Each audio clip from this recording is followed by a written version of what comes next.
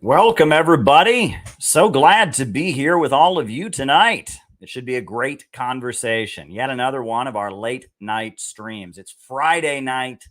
It is 1 minute after 10 o'clock, and I am here in my lovely Brooklyn apartment. It is August the 11th, and we are going to have yet another amazing late night conversation. I'm so happy to be here with all of you.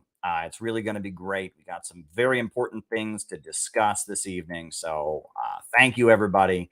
Thank you for being here. Thank you for standing strong. Thank you for doing everything you can to keep your spirits high in these dark times, because we need each other more than ever. Let's go. Of the American century. I say that the century on which we are entering can be and must be the century of the common man. A radical redistribution of economic power. I mean, we know that racism is just a byproduct of capitalism. Everything would be all right if everything was put back in the hands of the people. We need a government that will make sure Americans are taken care of and organize the economy to serve the people, not the profits of a wealthy few. We now have the techniques and the resources to get rid of poverty. We got to start getting out there with the people. Get out of the movement and get to the masses. We need a government of action.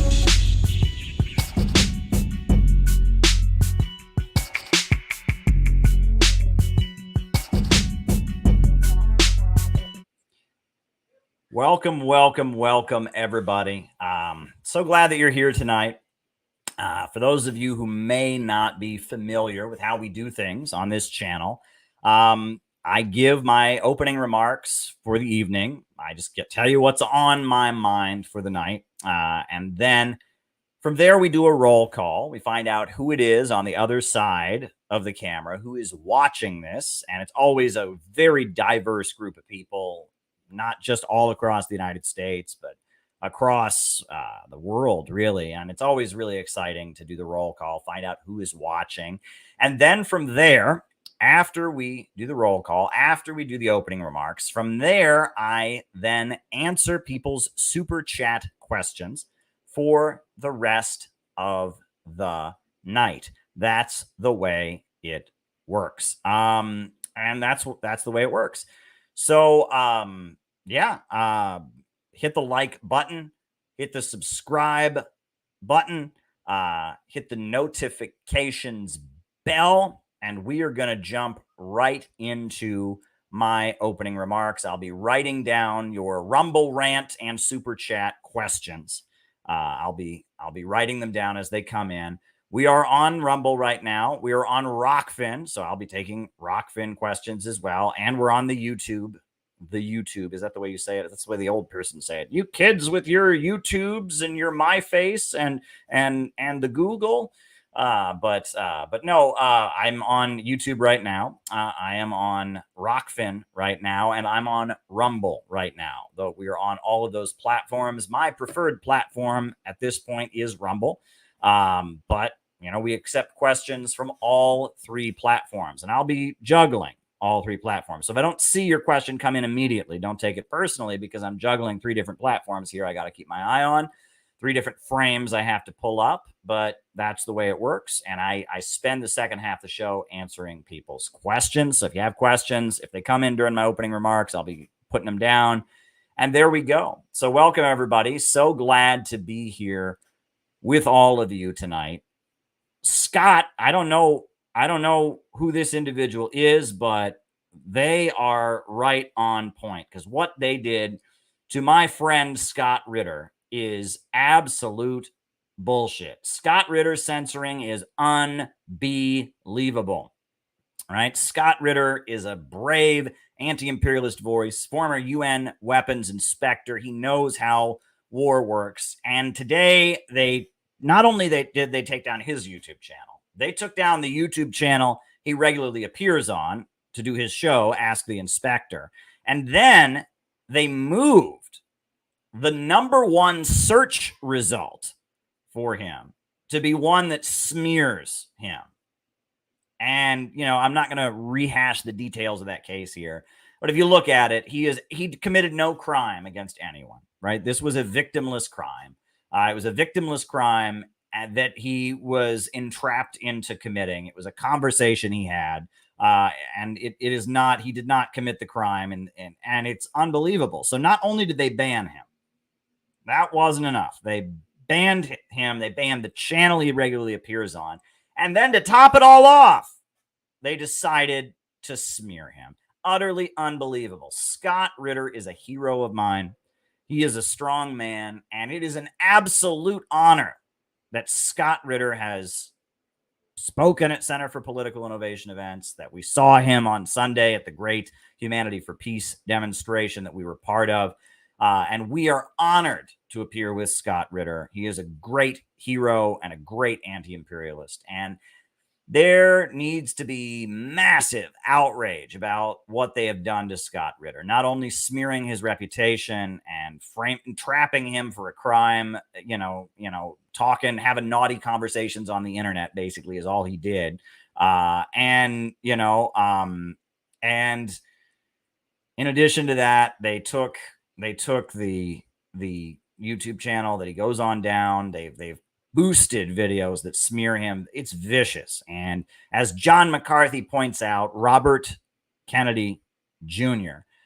Is suing Google for their meddling in the U.S. elections, right? Google is clearly rigging things against RFK. Disagree with RFK all you want about Palestine, about other issues.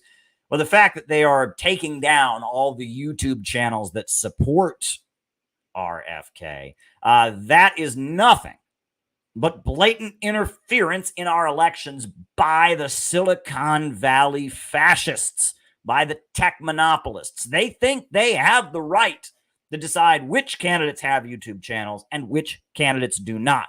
And they are an ultra monopoly. There's no competition with Google. What? You got Ask Jeeves, right? You got Alta Vista. Give me a break. There's no competition with Google. There is no competition with Facebook, with YouTube. These are ultra monopolies propped up and facilitated by the government. But rather than providing equal service as a utility would, instead, they utilize their monopolistic power to press forward a political agenda. And they do so in coordination with the U.S. intelligence apparatus. It is absolutely unacceptable. Absolutely unacceptable. And then they try to tell us we should be worried about Russia because they supposedly bought some Facebook ads in 2016. Give me a break. Give me a break. Give me a break. Give me a break. We love Scott Ritter. We absolutely love Scott Ritter. And Scott Ritter is not a communist by any means. He's a conservative. He is a Reaganite. But more than anything, he is anti-war, and specifically anti-nuclear war. And every moment that we have spent with Scott Ritter has been an absolute honor. It has been an absolute honor to be in Scott Ritter's presence and to see him be treated this way, to see our friend get targeted so viciously. It fills me with outrage. And, shout out to my libertarian friends. Shout out to Angela McCurdle, the chair of the Libertarian Party, who I consider to be a friend. We're going to be having a chat very soon. Before the end of August, her and I are going to be live. We're going to have a live conversation. Shout out to Irene Marvakakis, the chair of the Delaware Libertarian Party, also a person that I consider to be a friend, and she was a big part of the recent Humanity for Peace demonstration. And, they are libertarians, right? They are not Marxists or socialists. They have a different worldview than we do. However, they understand why Scott Ritter's message is so gosh darn important. They understand why it is so important. They understand that. And they have taken an endless amount of flack from their own party for daring to uphold Scott Ritter and give him a platform at the Humanity for Peace demonstration that happened. Unbelievable. Unbelievable. You would think libertarians, more than anybody, would understand what entrapment means, would understand what corrupt government bureaucracies smearing people with anti-war messages means you would think that libertarians more than anybody would be sympathetic to our friend Scott. And the good ones are Angela McCurdle is, Irene is. But unfortunately, there are voices within the Libertarian Party that are determined to try and isolate and suppress anti-war voices. And that is infuriating. It's utterly infuriating to see this kind of activity. And, you know, we are against all tech censorship here. The treaties Scott helped navigate saved the earth. And that is the truth, John. If there has ever been a truer statement, it is that. And those treaties are now being ripped up. The Trump administration rolled back those treaties. The treaties Scott helped navigate saved the earth. Absolutely. And it is utterly infuriating to see what they're doing. We are against all tech censorship. You know, when Alex Jones got removed from YouTube, got removed from Twitter, got removed from every major platform, a lot of communists and leftists applauded. I did not, because I said if they can do it to Alex Jones, they can do it to all of us. And I was right. I was absolutely right. And they haven't done it to most socialists in America at this point, because most socialists in America are not putting out a pro or an anti-war message. Most of the so-called socialists in America are big supporters of the war in Ukraine, so they're not being suppressed. But Scott Ritter is being suppressed, and Gray Zone is being suppressed, and other voices that criticize the march toward war coming from the Pentagon with rainbow flags all over it and pronouns and climate change degrowth rhetoric painted all over it. They're the ones that are setting the agenda. And in the name of wokeism, in the name of the synthetic left, in the name of historical pessimism and libidinal release, they are marching us toward war and a low-wage police state. That is what they are doing. And we must absolutely oppose the march toward a new world war. We must oppose the low-wage police state. We must absolutely oppose those things. We must stand in solidarity with every voice that is speaking up and opposing the direction that things are moving in. We have got to stop playing favorites and not let the psychological operations that the imperialists have carried out, not let them work, because they want all of us divided. And that's what they want. They want to make all of us who are anti-war untouchable. They want to make all of us who are anti-war pariahs. They want to make us all fight with each other. They want us all to exclude each other. And we've got to stand up against this. Next week, comrades, next week, friends, we're going to have a special guest on this show. Thursday night on this program, we are going to have a former enemy of mine who has become my friend. Somebody who I used to not particularly care for, who saw the light and woke up. And that person is none other than Rainer Shea. Rainer Shea is a young man who became a communist. He's from California, and he was into degrowth, and he was into, the woke stuff, and he was denouncing the Center for Political Innovation upwards, downwards, backwards, and forward. But you know what? In all of that, he supported China, and he supported North Korea. And he understood that the Rage Against the War Machine Coalition was important. So Rainer Shea, a couple weeks ago, made a morning message for the CPI YouTube channel. Can you believe this? He made a morning message. He endorsed and organized a Humanity for Peace rally where he lives out in California. And now I'm announcing tonight, it is confirmed, Thursday at 9 p.m. Eastern, 6 p.m. Pacific, Rainer Shea former enemy, former harsh critic of the Center for Political Innovation, former harsh critic of myself, is going to come on this channel to talk about why, despite whatever disagreements we have, he supports the work that we're doing and he wants to join us in building an anti-imperialist, anti-monopoly coalition. That is a victory.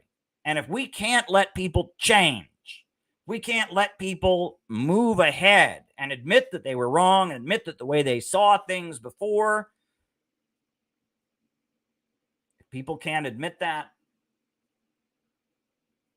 what kind of world do we have? I've changed my political position on a number of issues, right? And if you go back and watch these streams, the way I talk in stream number 1 and the way I talk in stream 566 are completely different.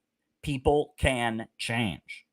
People can change. And that's what makes real life politics different than internet politics. Because on internet politics, you get points for exposing people. You get points for calling people out and saying, you're a phony, you're a fraud. But in real life politics, you get points for finding common ground with people. In real life politics, you get points for winning people to a position closer to yours. You know, one thing that blows my mind, that utterly blows my mind, is that I see people on the internet attacking anti-war activists who once served in the U.S. military. I look at that and I'm just like, what in the world is wrong with these people? Did they learn how to be an anti-war activist by watching Forrest Gump? Right? That's what they told us when I was a kid. Oh, no one should ever protest a war ever again because during the Vietnam War, there were these long-haired hippies who were spitting on our troops. But that's not the truth. In fact, during the Vietnam War, the most important recruiting for the anti-war movement was done within the ranks of the U.S. military. The American Servicemen's Union was organized by a man that I got to know. I didn't know him intimately, but he was a man that I looked up to, and I still look up to, a man named Andy Stapp, who was a member of the Workers' World Party. And he was in the U.S. military during the Vietnam War. He organized a union of soldiers. That man is a great hero. If there was ever an anti-imperialist who ever existed, Andy Stapp was one. And in addition to that, the Revolutionary Communist Party, the Revolutionary Union, they organized. Woo! Justin Watson is working on a morning message about this. They organized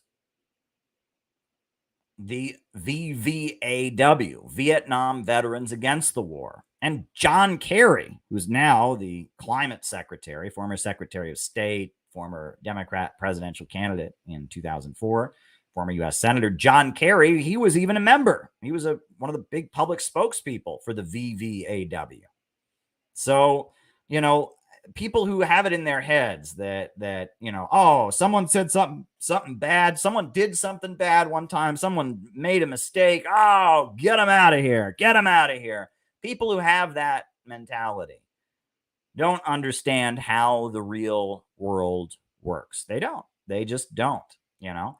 And I am really glad that we got to host Scott Ritter so many times. I'm really glad that Rainer Shea is coming on this channel next week. And I'm really glad that by the end of the month, I'm going to be talking with Angela McCurdle, the chair of the largest third party in the United States, the Libertarian Party. She is coming on this channel.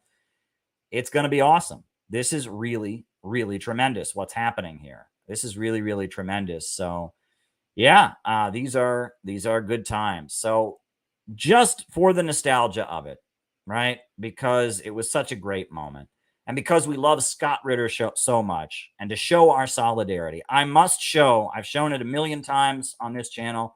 I don't care. I must show this clip once again. Because this was one of the great moments of CPI. This was CPI's first public event of 2023. And this was just after the big Rage Against the War Machine rally in Washington, D.C., where unfortunately Scott was unable to attend. And we said, well, if he can't come to the main rally, he can come to a hotel and hang out with the CPI afterwards. And we filled that ballroom up full of people that wanted to see Scott Ritter. And this is what happened. Ideas are great, but the reason that the Center for Political Innovation exists is to put on events like this, to give a platform to ideas we don't widely hear in the United States, to educate people about anti-imperialism and socialism. And that is why it is really an honor tonight to bring forward our guest of honor, a real hero, someone who deserves to be heard from the heavens. Everyone should hear what this man has to say. Scott Ritter is here. Scott Ritter is here. We are proud that Scott Ritter is here. This is a hero. This is a hero right here.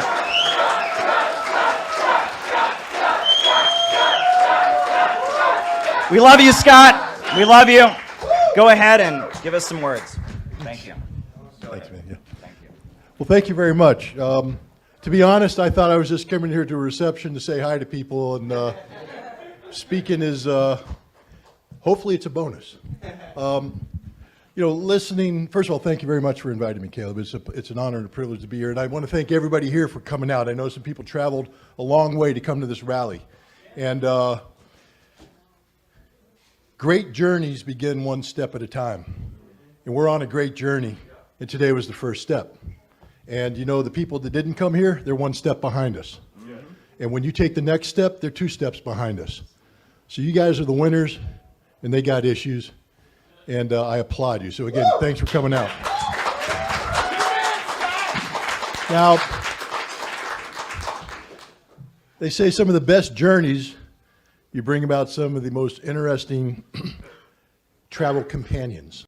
Anyway, so yeah, you can go watch that on this YouTube channel or on the CPI YouTube channel. And very good. Question received. And yes, Kinky, that was Pasta in the audience. Pasta spoke at our CPI reception as well, and Pasta just hosted the Jimmy Dore show. But yes, that was Pasta. He gave a great short comment at the event. It was great to have him on the podium. We love Pasta. We love Convo Couch. We love Jimmy Dore. And yeah, you know, yes, optimism. Optimism. That is a big theme in these presentations. That's a big theme on this YouTube channel, in my writing, in my speeches. Optimism. Optimism is something I talk a lot about.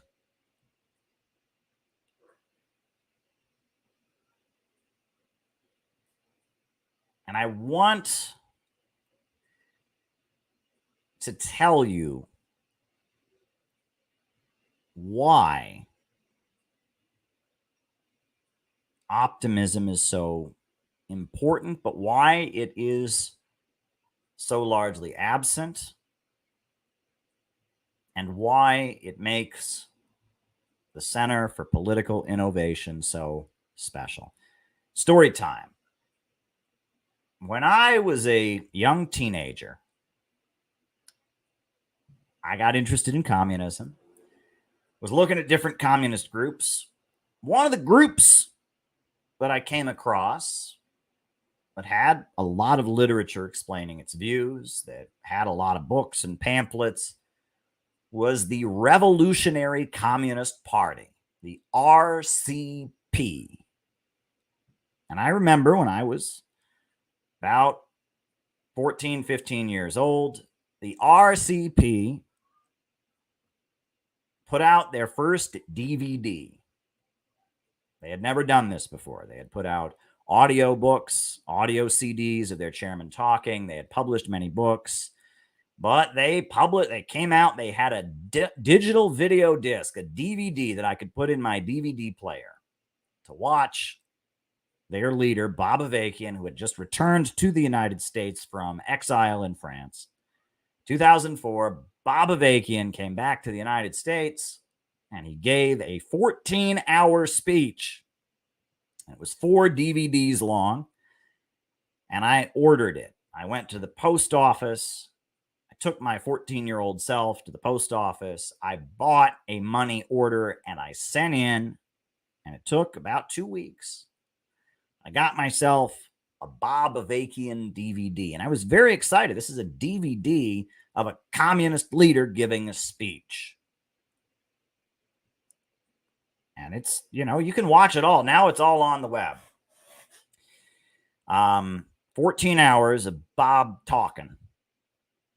And, it's divided into 4 different DVDs. 4 different DVDs. Brudonian Mutualist.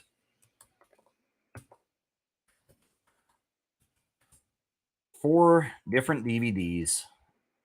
And the first DVD of the 4 DVD set was what Bob thought was important to start with. And it was a 2.5-hour speech that Bob gave, like the first part of his 14-hour lecture series. And Bob began the speech by talking about the horrors of lynching. And he just talked in graphic detail about lynching and the lynching of Mary Turner and James Turner, the lynching of Emmett Till, just graphic detail about lynching and the lynching of black people, ugly, gross details about what lynching was like. And then from there, Bob transitioned to start talking about police brutality and how bad police brutality was. And he went into great detail, which, to Bob's credit, that was not a trendy issue to discuss back then. Twitter hadn't even been created yet. Black Lives Matter was not a thing. George W. Bush was the president. Barack Obama, no one had ever heard of him. It was not a trendy issue to talk about. But the Revolutionary Communist Party, the RCP, they had organized around police brutality. They had the Refuse and Resist Coalition. They had organized the October 22nd protests every year to commemorate victims of police brutality. And the RCP, Bob Avakian, gave graphic, bloody details of many different cases of police brutality. And then from there, he said, so see, things haven't changed, and that shows that America is an evil country. He talked about how bad things are for immigrant workers. He talked about how bad U.S. regime change wars have been. And then he ended with, we need a revolution to overthrow the whole thing. And I watched that, and it didn't make me feel good. Did not make me feel good at all. But I liked it in a way because I was 14 and I was very mad. And I was very mad at the jingoistic patriotism that I saw in my hometown. I was very mad at, people for not being more critical of U.S. society. And Bob, throughout his speech, he did this sarcastic thing where he would pretend to be a patriotic American. He'd be like, this is the greatest country in the world. And so I found that satisfying. I found his anger satisfying, but I honestly didn't feel good after watching the speech. But I thought that's how one talks if one is a communist. What did I know, right? I mean, this is basically the first communist speech I'd ever watched, right? There was no YouTube back then. I just thought that's what a communist was. So fast forward. Years later, I'd been doing communist stuff, and I was talking to some older communists that I knew. And I showed them Bob's DVD. And it was an older communist lady. She watched Bob. Older communist woman who'd grown up in Brooklyn. Elderly communist woman who'd mentored me. Brooklyn accent. She used to talk like this. She'd gone to Young Pioneer summer camps when she was a child in Brooklyn. And, she criticized Bob for how long he talked, because he certainly talked a long time. But then she gave the most important criticism that one could ever give of Bob Avakian's speech. She said, Caleb, he's only telling half the story. That's true. Bob was only telling half the story.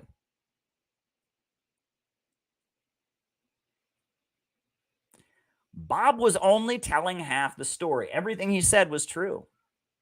All the horrible, horrific details of lynchings and body parts mutilated and mobs and all that was true.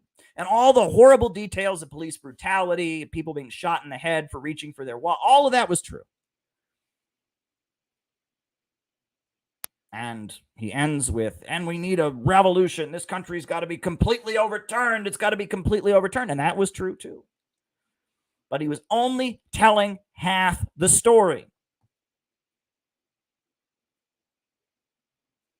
Only telling half the story because at the time that Jim Crow segregation was happening, black people took up arms to defend themselves. And at the time that slavery existed, Nat Turner led a heroic slave revolt, and Harriet Tubman set up the Underground Railroad. And Frederick Douglass, an escaped slave, became a hero, traveling across the United States, speaking as a former slave about the horrors of the slave system.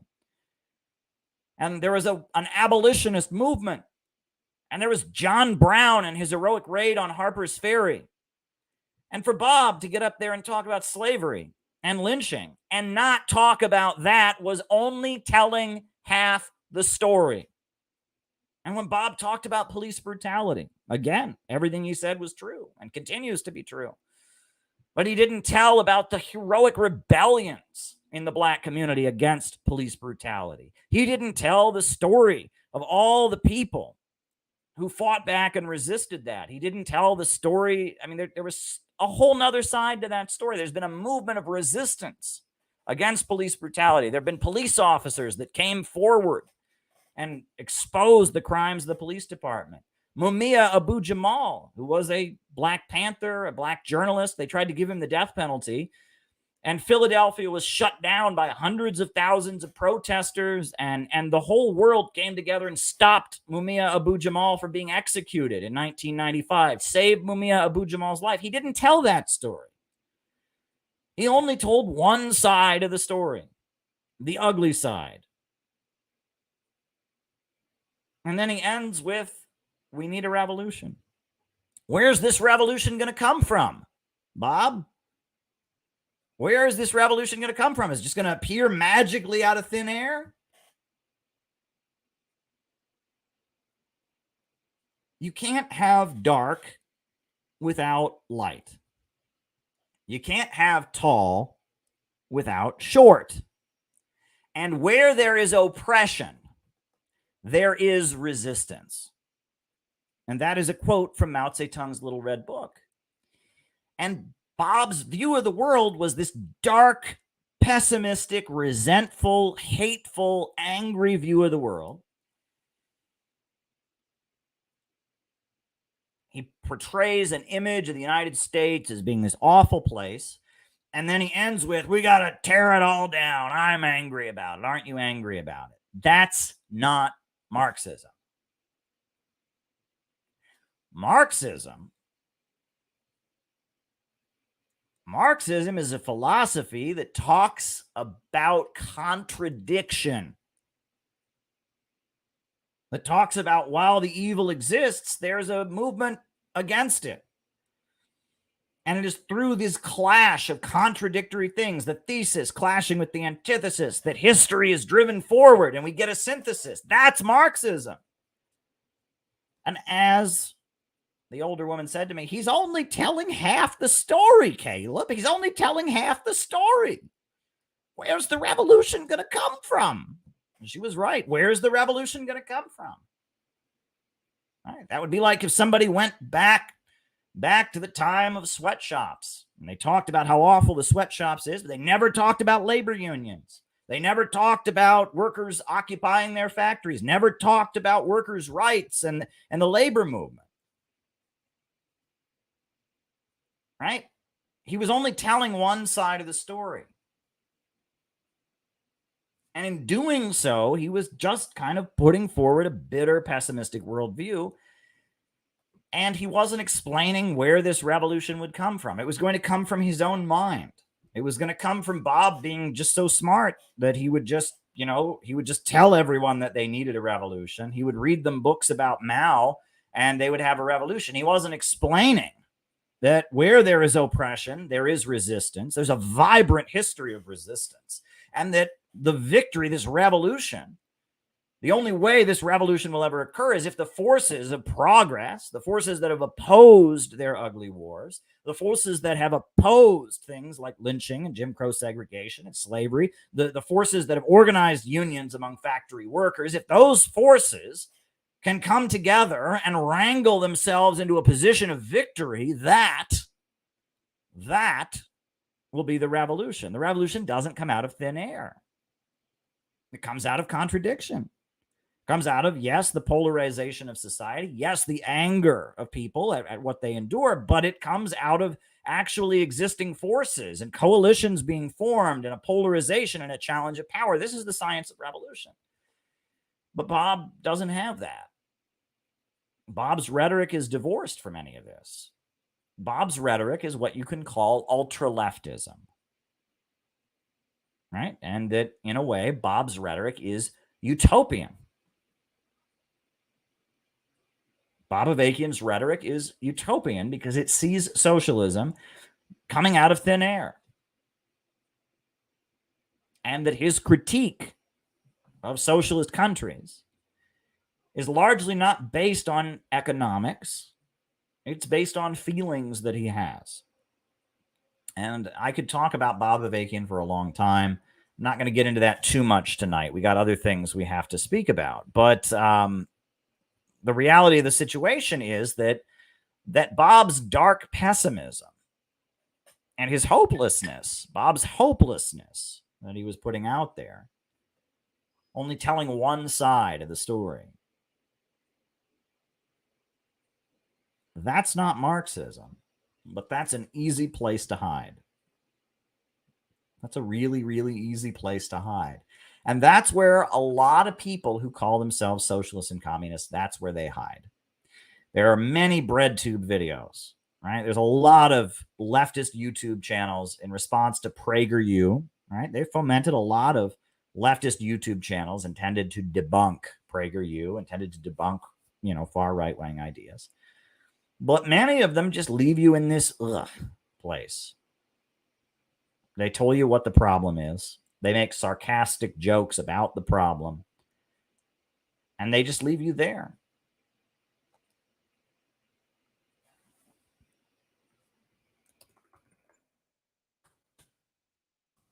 They just leave you there. And the reason they just leave you there is because there's no risk involved. There's no risk in being a pessimist. There's no risk in saying that the world sucks. It's an awful place to be. It's a depressed, miserable, suicidal, hopeless state of being, right? To say the world sucks, it's not going to get better. And, the only way you can deal with it is just take a lot of drugs and all of that. It's an awful place to be. But it's safe because it is devoid of responsibility. And that's the allure of pessimism.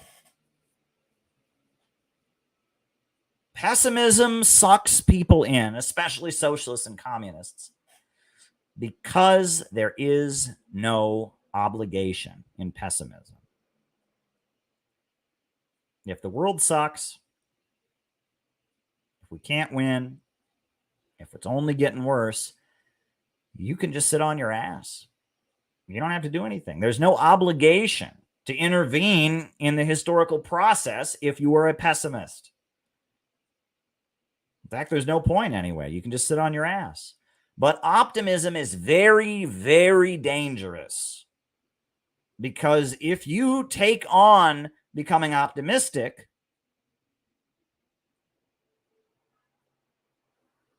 well, that means you got to do something about it. That means we could actually stop World War III. That means we could actually stop the low-wage police state. That means we could actually get jobs for all and health care for all. We could actually see this whole country reborn on new values. It could happen. Well, that means you better get off your ass and make it happen. And that's scary. That's risky. You might get in trouble. You might get your YouTube channel taken down like Scott Ritter. You might get arrested. You might go to jail. You might get shunned and ostracized. You might have people at your job, people at your school who don't like you. There might be family members who get angry with you about it.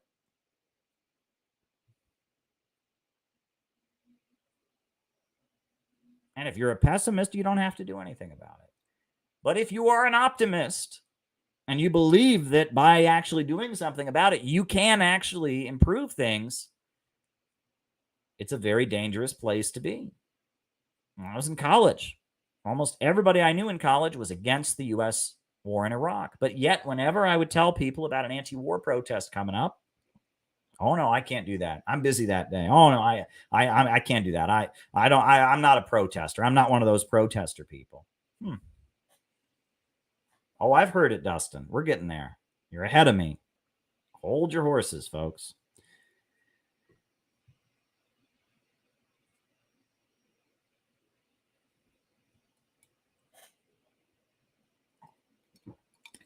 Optimism obligates you to do something. And that's why people hide from it. But the thing is, and this is it, you just have to learn this for yourself. There's no other way to learn this, right? You're not going to believe me when I tell it to you. And your body and your mind is going to urge you not to do it. But I'm just telling you how it is. Once you become optimistic, and once you give your life to this, and you actually start building an in real life movement, you feel way better than you ever felt in your isolation as a hopeless pessimist. And everything within you tries to tell you otherwise. Oh my God, I'm going to join the socialist group and the people there aren't going to like me. Well, that might happen, but they're going to be more happy that you joined their group. You know, I'm going to join this group and there might be a time that people disagree with me. Yeah, that happens, but it'll be all right. I'm going to come to this event. It's going to be awkward. There's going to be awkward people there. Yeah, you're awkward too. So what?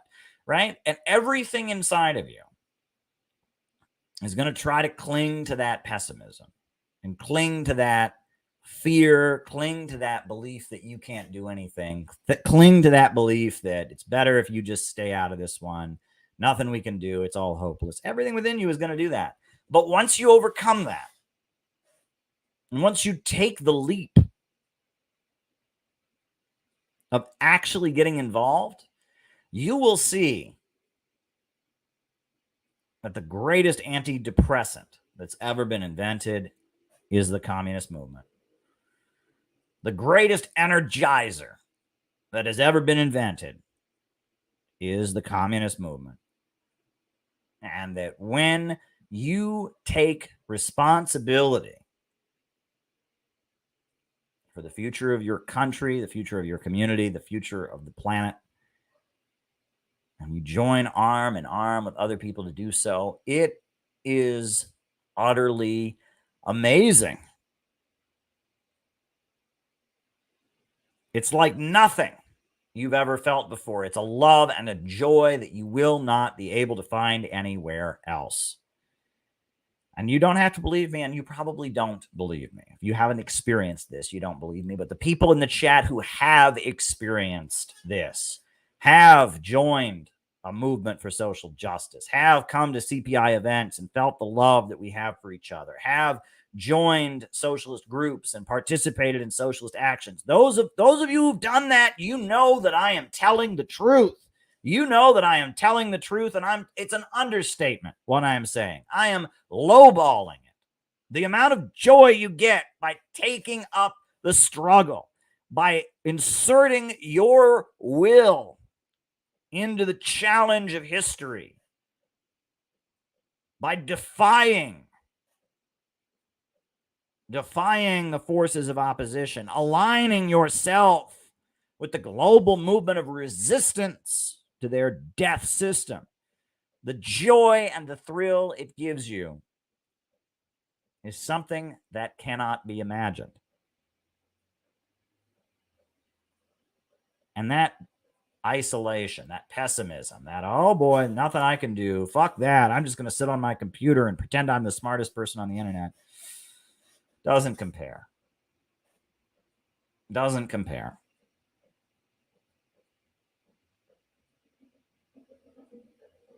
Pessimism.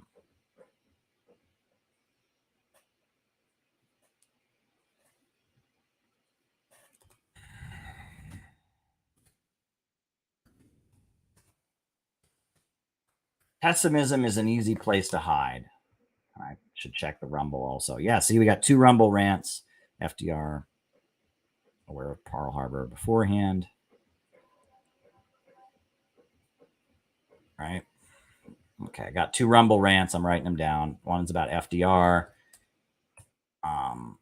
And the other is Senator Sanders donating to campaign funds to a family-owned nonprofit.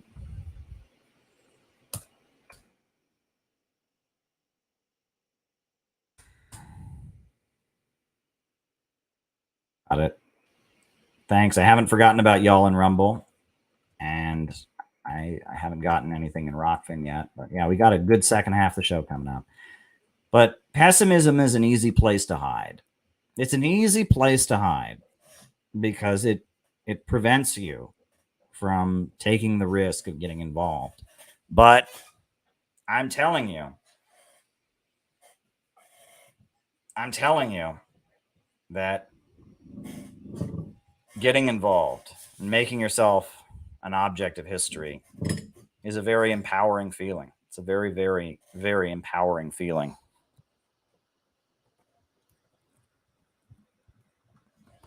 It's a very empowering feeling.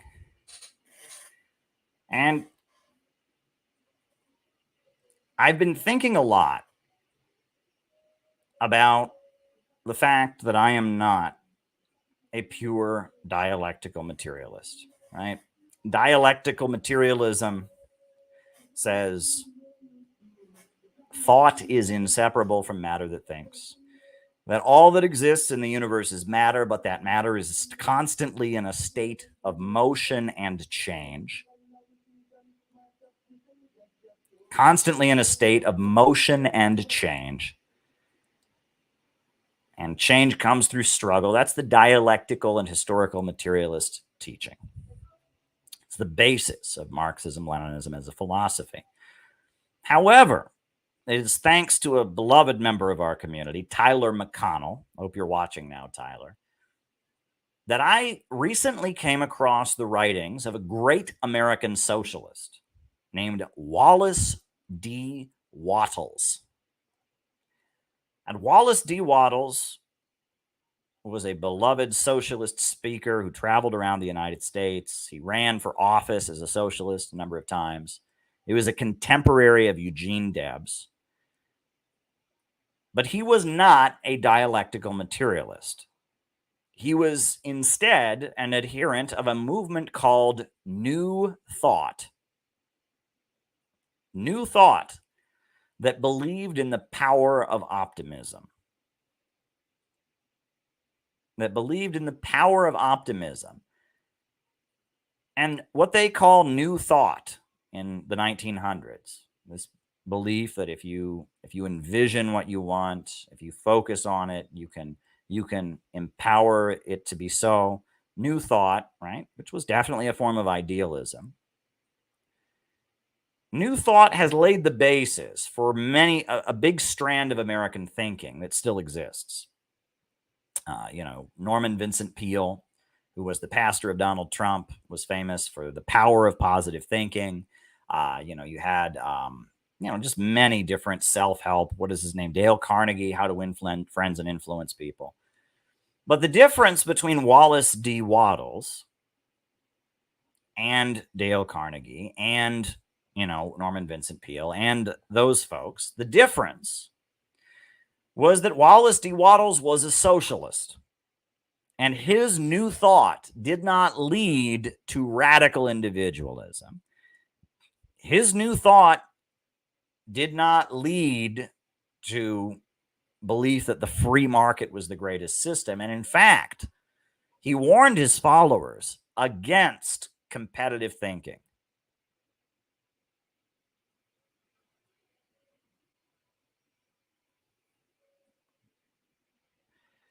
He warned his followers that competitive thinking and capitalistic thinking would be the death of them. And he also said that while he urged his followers to try to become rich, he said that the robber barons and the plutocrats of our time are rich by making other people poor. He said people must be taught to become rich by creation, not competition. People must be taught to become rich by creation, not by competition. And he believed that you should want what you have for everyone else. That's what he put forward, that using positive thinking and advancing yourself and getting to a higher plane, getting ahead in your career, making more money, you can do it in a way that you wish the best and want the best for everyone around you. And he was a socialist, and he was a Christian socialist. And he wrote 2 different books arguing that Jesus Christ was a socialist, that the teachings of Jesus Christ are inherently communistic and in line with Marxism. Wallace Wattles, one of the founders of New Thought, was also a socialist. And the New Thought that has descended from him, interestingly, has removed the socialistic part of what he taught. And I think that by taking the socialism out of the New Thought, by turning the New Thought into a competitive individualistic ideology, it loses something. And that something is happening right now. Something is happening right now. I wrote a whole book telling you that this was going to happen, more or less, right? I wrote a whole book. I wrote, Where is America Going? Marxism, MAGA, and the Coming Revolution. And Kim Iverson was very confused by it, and so were many of you. But it's happening now. Fox News there's that video I showed of the mom ranting about economic conditions and how it's about the super rich and everyone else is poor. And now we have this song. It's got over 2 million views. It's gone viral in the Trump universe. The Rich Men Up North. About the plight of factory workers, how the rich people, the country is getting poorer while businessmen. And I'm telling you that from the ashes of Trumpism is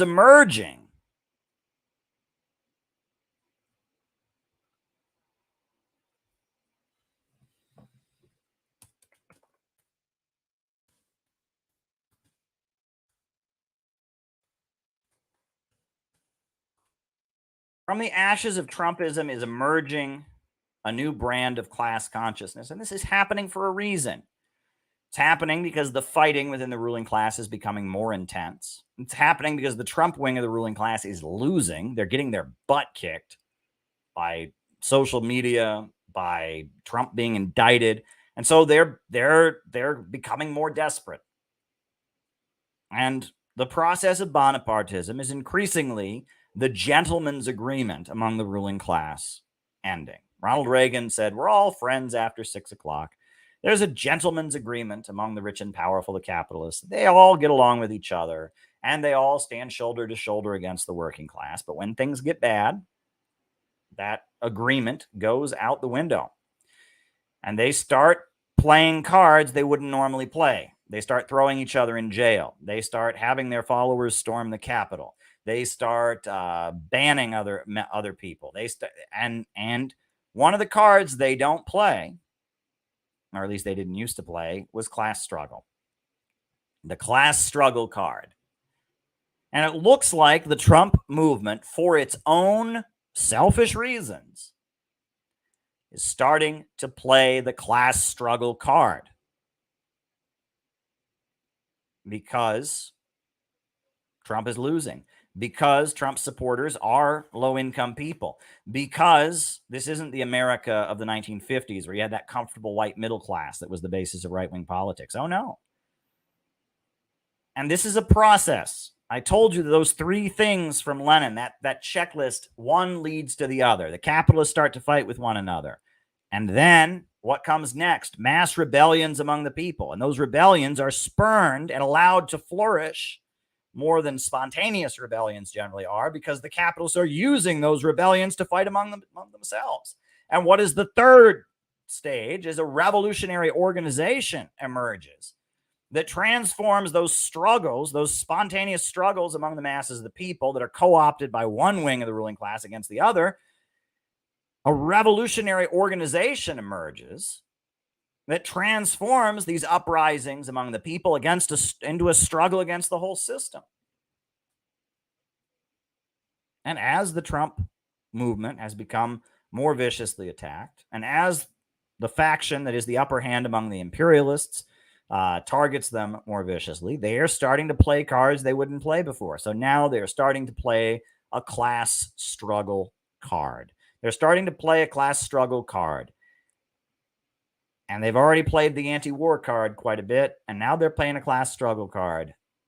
And I'm telling you that now is the ideal time to do what we are doing. Now is the ideal time to do what we are doing. And we must keep this knowledge in our bones, this knowledge that we are chosen to be right here, right now, to do what we are doing in this time. We are chosen to be here. We were meant to be in this generation. We were meant to be born right here, right now. We got to keep that with us. One thing I always hated hearing from people when I was younger, when I was first getting involved in activism, 18, 19, they'd say, oh, you should have been born 20 years earlier. Oh, you should have been born 30 years earlier. Like I should have been around in the 60s. Well, the 60s didn't lead to a socialist revolution. You know, great things were achieved for women's rights, for ending the Vietnam War, for highlighting the oppression of black people. But I don't wish I was born 20 years earlier. I don't wish I was born 40 years earlier. I wish I was born right when I was born, because I have a role to play in this time. And so do you. You were born at exactly the time you should have been born, to put you right here, right now, to play the role that you are playing. You are here for a reason. And everything that happened to you up to now was something you were put through for a reason. You were taken places to see things that it was meant for you to see. You experienced things that it was meant for you to experience. You gained knowledge and direct practical experience by directly observing things. You made mistakes. You made mistakes so that you could learn from them. You had successes so you could learn from them. And all of everything you have been through has all been intended to bring you to right where you are now, to this very moment. You have been assigned a role in history. You're watching me and you're listening to my voice right now for a reason. There's not that many of you watching, and that's okay. But the fact that you are one of them, you are one of the people watching this video. There's 112 people watching on the YouTube. There's 26 watching on Rumble. There is 6 watching on Rockfin. Don't you doubt for a minute that the fact that you are here right now is not an accident. You're not supposed to be here. All the odds are that you should be watching Vosh right now. Right? You should be watching Tim Pool right now. You should be watching somebody play video games right now. You should be watching Netflix right now. But for some reason, you are right here, right now, watching me talk to you. You are one of a very, very small group of people. This planet has billions of people on it. But for some reason, at this very moment, you are listening to me talk about socialism and new thought and optimism. You were meant to hear this message. And do not doubt that for a minute. You were meant to hear me right now. You were meant to hear me. And they have done everything in the world to try and prevent you from listening to me. I mean, I don't have to rehash every negative thing that happened. You shouldn't dwell on the past. But they have done everything possible to try and keep you from listening to me. But here you are. You are listening to me right now. I am talking to you. My voice is being broadcast over the internet. It's going right into your ears right now. And that happened for a reason. And it says something about you. It says something about me. It says something about our role in history. It says something about the God that created us. It says something about the laws of the universe. You're here listening to me right now because what I'm saying matters to you. What I'm saying matters to you. And it touches you. It hits you. It doesn't just hit you in your brain. It hits you in your heart. It hits you in your stomach. It hits you in your soul. What I'm saying to you right now means something to you, and you keep coming back to this channel despite hell and high water, despite all the efforts to push you away, because I am giving you something that you need. You wouldn't be here if you didn't need this, if this didn't mean something special to you. You are here because what I provide to you is something that you need, and your soul needs this replenishment.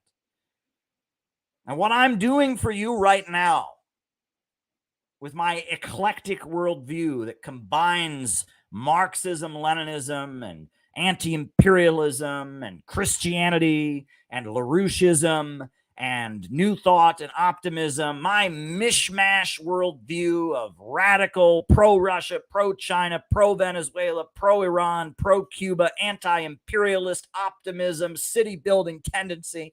What I do every day, what I do night after night after night after night means something to you, or else you wouldn't be here.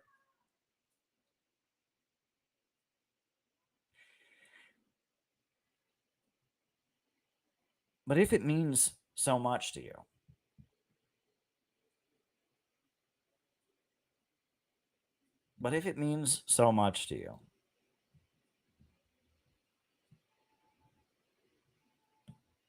if it affects you,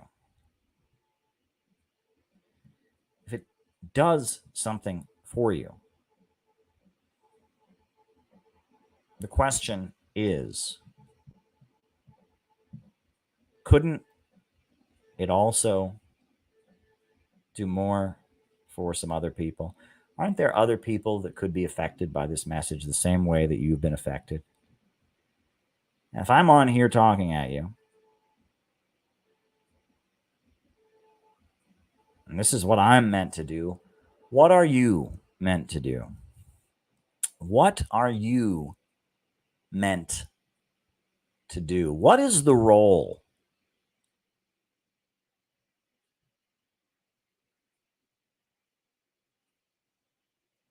What is the role that you are meant to play in history? What is the purpose that you were brought to this historical moment to play? Why are you here right now?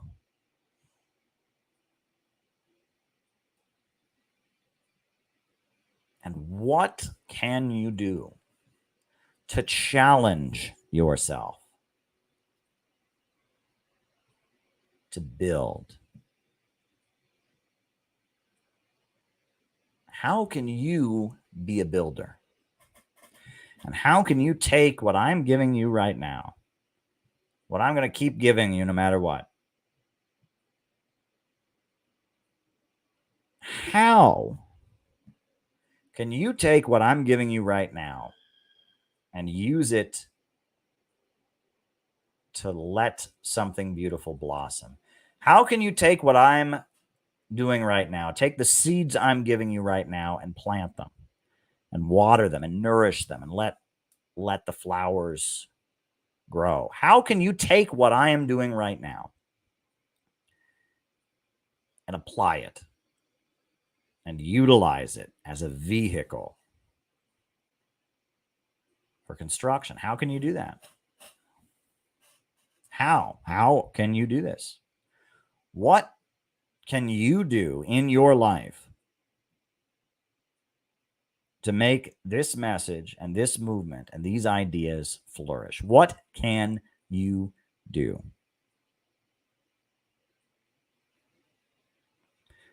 What can you do?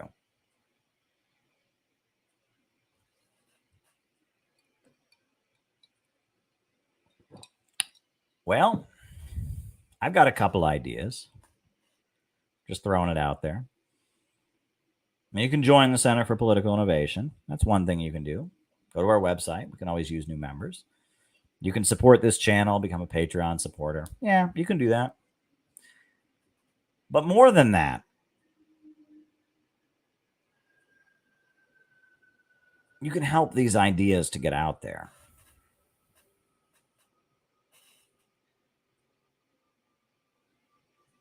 One thing our community has got to get over, and I say this with love. I say this. Imagine that I'm giving you a hug as I say this, because this is not meant to be a harsh criticism. I'm not calling you out. I'm not scolding you. I'm not saying you failed. That's not what I'm doing. Imagine I'm giving you a nice hug as I tell you this. Our community is too humble. There is too much humility in our community. Because in social interactions, when you're hanging out with your friends, nobody likes a bragger. Nobody likes someone who sits there and goes, oh, I'm so amazing. I did this, I did that. It's like, oh boy, there they go again. No one likes a boastful person. No one likes to be around someone who constantly reminds you of their accomplishments, someone who's arrogant, someone who's self-important and narcissistic. Nobody likes that. Nobody likes that. It's obnoxious and unpleasant to be around. And that is a good rule to live by in social situations. When you're hanging out with your friends, when you're with your coworkers at work, when you're with your classmates at school, yeah, you don't want to be a bragger. You don't want to be a boaster. But in the world that we're living in, politics, social media, anti-imperialist work, just got to tell you, folks, the humility and the politeness that we've learned from social interactions doesn't help us. It doesn't help us because they are blasting other people. They're promoting other people. And while we have to be humble and polite in social interactions, when it comes to the internet, we got to be tweeting every goddamn day that Center for Political Innovation is an amazing organization. I am so glad I joined. We did blank, blank, blank. We did blank, blank, blank. We did blank, blank, blank. And we have just got to be constantly talking ourselves up to the world. Constantly. There need to be tweets going out every hour with people talking about how amazing the Center for Political Innovation is, showing a video of something we did, showing a message about something we did, advertising something we did. And that does not come naturally to us, just like it doesn't come naturally to us to get involved in a movement. Right? That doesn't come naturally to us either, right? We want to sit home and be pessimistic, but we had to overcome that to get to a higher plane. Well, now I'm urging you to overcome that and go to a higher plane. And I'm urging you to use your social media to advertise this community, to make this community grow and blossom. I am urging you to use your Twitter, to use your Facebook, to use your YouTube channel, to set up a YouTube channel, to do everything you can to advertise this community. And it does not matter if it comes across as boastful. Doesn't matter if it comes across as self-important, because if we don't think we're important, no one else is going to. If we don't herald our achievements, no one else is going to. Who's going to celebrate our community if we don't? The New York Times, the Wall Street Journal, CNN, MSNBC. Sometimes you got to know when to push it. And one thing we could really use a lot of, and I got you, John, you're on the list. One thing we could really use a lot of is people boasting about what CPI is. People spreading around the message of the Center for Political Innovation. People telling people that I am a member of CPI. I love this community. I am proud of this community. This community has done blank, and it's done blank, and it's done blank, and it's done blank. And we have done so much. That's what we need. If we are going to stay afloat as an organization, we are going to need to learn to be our own representatives, our own advertisers, our own promoters. We can't count on the ruling class doing it for us. We cannot count on the ruling class doing it for us. We can't count on, Wall Street and London promoting us. We can't count on a boost from mainstream media. We can't count on that. We can't count on that. We have to do it ourselves. We have to give ourselves a boost. And we have to learn to give ourselves a boost. And it's not an easy thing to do, but we've got to do it. We've got to give ourselves a boost. We've got to learn to promote ourselves. We've got to learn to show people how valuable what we do is, how important what we do is, how special what we do is. We have to learn to do that. We have to. And we're not doing it like we should.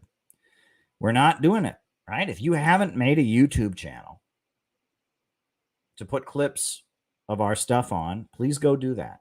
If you haven't tweeted out about how great the Center for Political Innovation is and how much you love the CPI, please go do that. If you haven't joined the CPI, please join. If you haven't taken the time to utilize your own platform to build this community, that is what you need to do. And we'll boost each other, right? I'll probably retweet you when you talk about it. I'll share your stuff, right? But we need all of us to come together and amplify this voice, because this voice is being heavily suppressed and there's no way around it. Yes, Chris, I talked about that for the opening. That was the first thing I talked about early on, was what they did to Scott Ritter. And they're doing it to me too. I didn't want to start out talking about this, but I have never been so messed with on the subscriber count. I am not offending 5 people a day, but they are unsubscribing people at a rapid rate that does not make any sense. It is completely irrational. They are messing with us. People are not getting notifications. I have never seen anything like it, right? In June, they decided no one gets to see us, right? After we had our great conference in March, after, that great film about our conference was made by Peter Coffin, the Silicon Valley fascists, they had a meeting and they decided we're going to kill this stuff. And I have never seen anything like it. And they're suppressing us. They are pretty dramatically suppressing our community right now. And that is why I need you to push back against it. And I'd really prefer that you be on Rumble right now, because I mean, this platform, we're staying on here. We've never had a strike, but they're, who knows what could happen. And we're so badly suppressed, and Rumble is where a lot of dissidents are. And we're on Rockfin right now as well. But look, they are suppressing us right now, right? They are suppressing us right now. We have to push back, and we have to start building an in real life community, which is what this is about. We are building an in real life community. We're building an in real life movement. And that's what this channel is. This channel exists as a vehicle for getting the word out so we can build an in real life community. That's why it exists. And we're doing it. We've got members, and we have meetings every Saturday. I was just talking with the CPI president, Elizabeth Young, earlier this evening. I was talking with different people, and we're putting together the plans for Portland. We're going to have a conference in Portland this fall, Portland, Oregon. And we're putting together the plans. We're piecing together what kind of conference it will be, what it'll look like. We're piecing all of that together right now. We're going to have a meeting tomorrow, our weekly CPI meeting, and we're going to hear from the members. What are their ideas? How do they think we could do it? How do they think we could raise the money to do it? How do they think that we could build our community, right? How do they think we could do it? And that is something that we're going to talk about.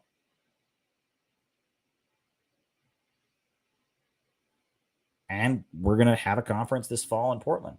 We're going to have an in real life conference. But in the lead up to that conference, people are going to go out. People are going to meet people in their real life in the streets. We're going to meet people that would never go looking for this message, never go looking for this community. We're going to meet them, and we're going to tell them about it. And we're going to win them over. We're going to build this organization. We're going to take the Portland campaign, and we're going to make it a model for city campaigns we can do in other places. We have all kinds of different angles and ideas about what we're going to do.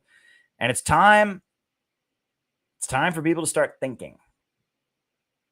It's time for people to start thinking, right? Our meetings are at 3 p.m.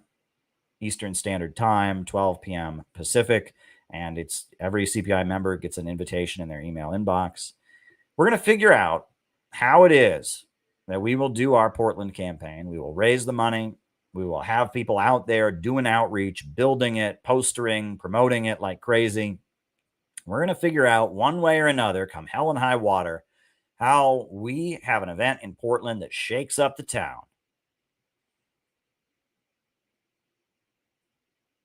That's what we're going to do. The Center for Political Innovation, the anti-imperialist community that we are building, we are going to do something in Portland that gets the whole city talking about us, that fills up an auditorium full of people. We are going to have a conference that's our best conference yet. We're going to do it. We are going to do it. And no one's going to stop us. And we're going to pull in the ideas of everybody else about how we're going to do it. We're going to do it. We are going to do it. And I'm going to need your help. In fact, I'm going to need you to do it. And I need your ideas about how to do it. But it must be done. And, we have to continue. We have to not surrender. We have to push back against all their provocations and distortions, all of the attacks from the enemy. We have to push back on all of them. And we have to figure out one way or another how we're going to do what we're going to do. And we're going to figure out what we're going to do. And I have no doubt that we will be successful. I have no doubt that we will achieve what it is we want to achieve. But we have to figure out how. We have to figure out the specific steps that we're going to take in order to make our Portland conference happen, in order to expand our ranks. Right? We're going to figure it out. So just wanted you all to be aware of that. And I think before we do the roll call, I'm going to put on my favorite Canadian communist song, which tells the story of, well, I'm just going to put it on, right? And, if you don't like this song, it's an acquired taste. This is, the Canadian Cultural Workers Association, group of followers of Enver Hoxha. And this kind of music is an acquired taste. This is not the kind of music that people all like. It's not, hip music, right? This isn't the hip popular music these days. but it has communist themes and it has optimistic themes. And so we're going to put it on, right? And again, the name of this song that I've listened to many times is Here's the Rose, Now Dance. And it's about the Canadian communist movement in the post-World War II years, mobilizing and working against the reformism of the old Canadian Communist Party, standing in solidarity with China and Albania. So we're going to put it on. Here's the Rose, Now Dance, which is, that's comes from a quote from Karl Marx. So yeah, here we go. Here is one of my favorite Canadian communist songs. Here's the Rose. Oh, or maybe it's not, right? Here's the Rose, Now Dance. If I can just get it to come up, to appear. All right, here we go. And then after that, we'll do the roll call and I'll start answering your super chat questions for the rest of the night. Here we go. All right, here we go.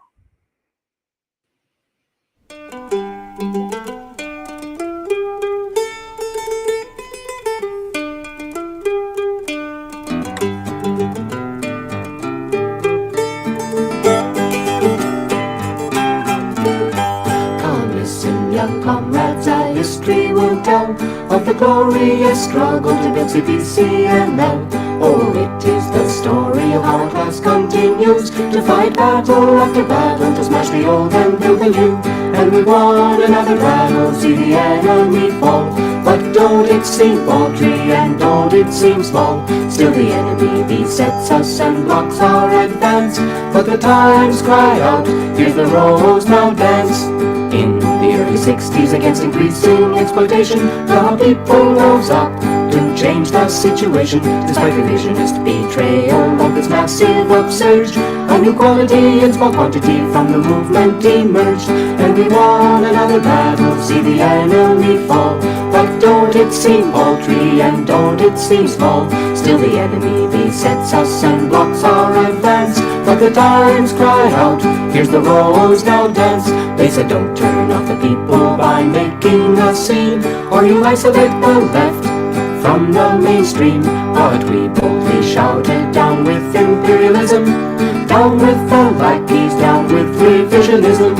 And we won another battle, see the enemy fall. But don't it seem paltry and don't it seem small? Still the enemy besets us and blocks our advance. But the times cry out, here's the Rose, now dance. There were still lots of questions, but we never shied, for we had Marxism, Leninism, and invincible guide. The trend of unity of Marxist-Leninists irresistibly spread, and defending Marxism, we marched ahead. And we won another battle, see the enemy fall. But don't it seem paltry and don't it seem small? Still the enemy besets us and blocks our advance. But the times cry out, here's the Rose, now dance.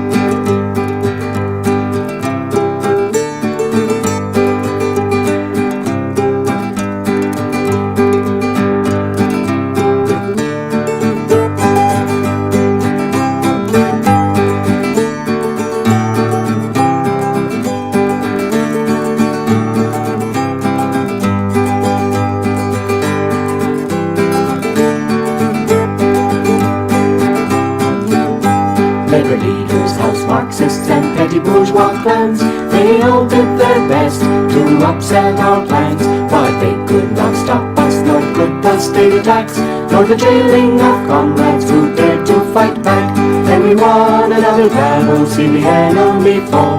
But don't it seem paltry and don't it seem small? Still the enemy besets us and blocks our advance. But the times cry out, here's the Rose, now dance. Driven into a frenzy, the statesmen agent provocateurs into our ranks, thinking to stop us for sure. But their hope for easy victory was just a pipe dream, as we smashed the opportunists and exposed their schemes. And we won another battle, see the enemy fall. But don't it seem paltry and don't it seem small? Still the enemy besets us and blocks our advance. But the times cry out, here's the Rose, now dance. The so-called Marxist-Leninist demand a dogma that's pure, but all they could show us was a gross caricature. Safeguard our independence, the opportunists did say, but but the working class censored back. Make the rich pay, and we won another battle, see the enemy fall. But don't it seem paltry, and don't it seem small, still the enemy besets us and blocks our advance. But the times cry out, here's the rose now dance. They unfurled their yellow banner called Mao Zedong thought, and gleefully shouted that we had been caught. While ever loyal to Marxism, we stood our ground. The referendum of our party brought Mao Zedong thought down, and we won another battle, see the enemy fall. But don't it seem paltry, and don't it seem small, still the enemy besets us and blocks our advance. But the times cry out, here's the rose now dance. The road has been long, but learned from our class, the proletarian revolution is a practical task. Here is our banner, and here is our task, defend the Marxist-Leninist party as the vanguard of the class. And we won another battle, see the enemy fall. But don't it seem paltry, and don't it seem small, still the enemy besets us and blocks our advance. But the times cry out, if the rose now dance.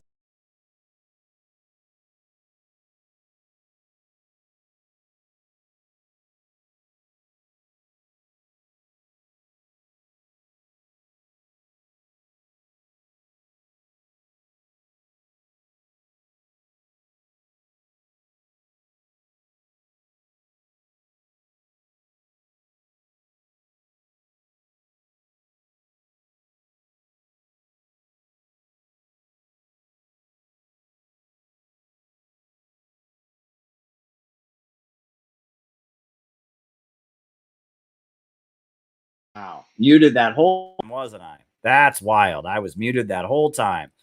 Ah, gotta love it. Gotta love it. Well, names and locations, folks. Names and locations. I will call you all out as I see you. Names and locations. Who is with us tonight? Names and locations.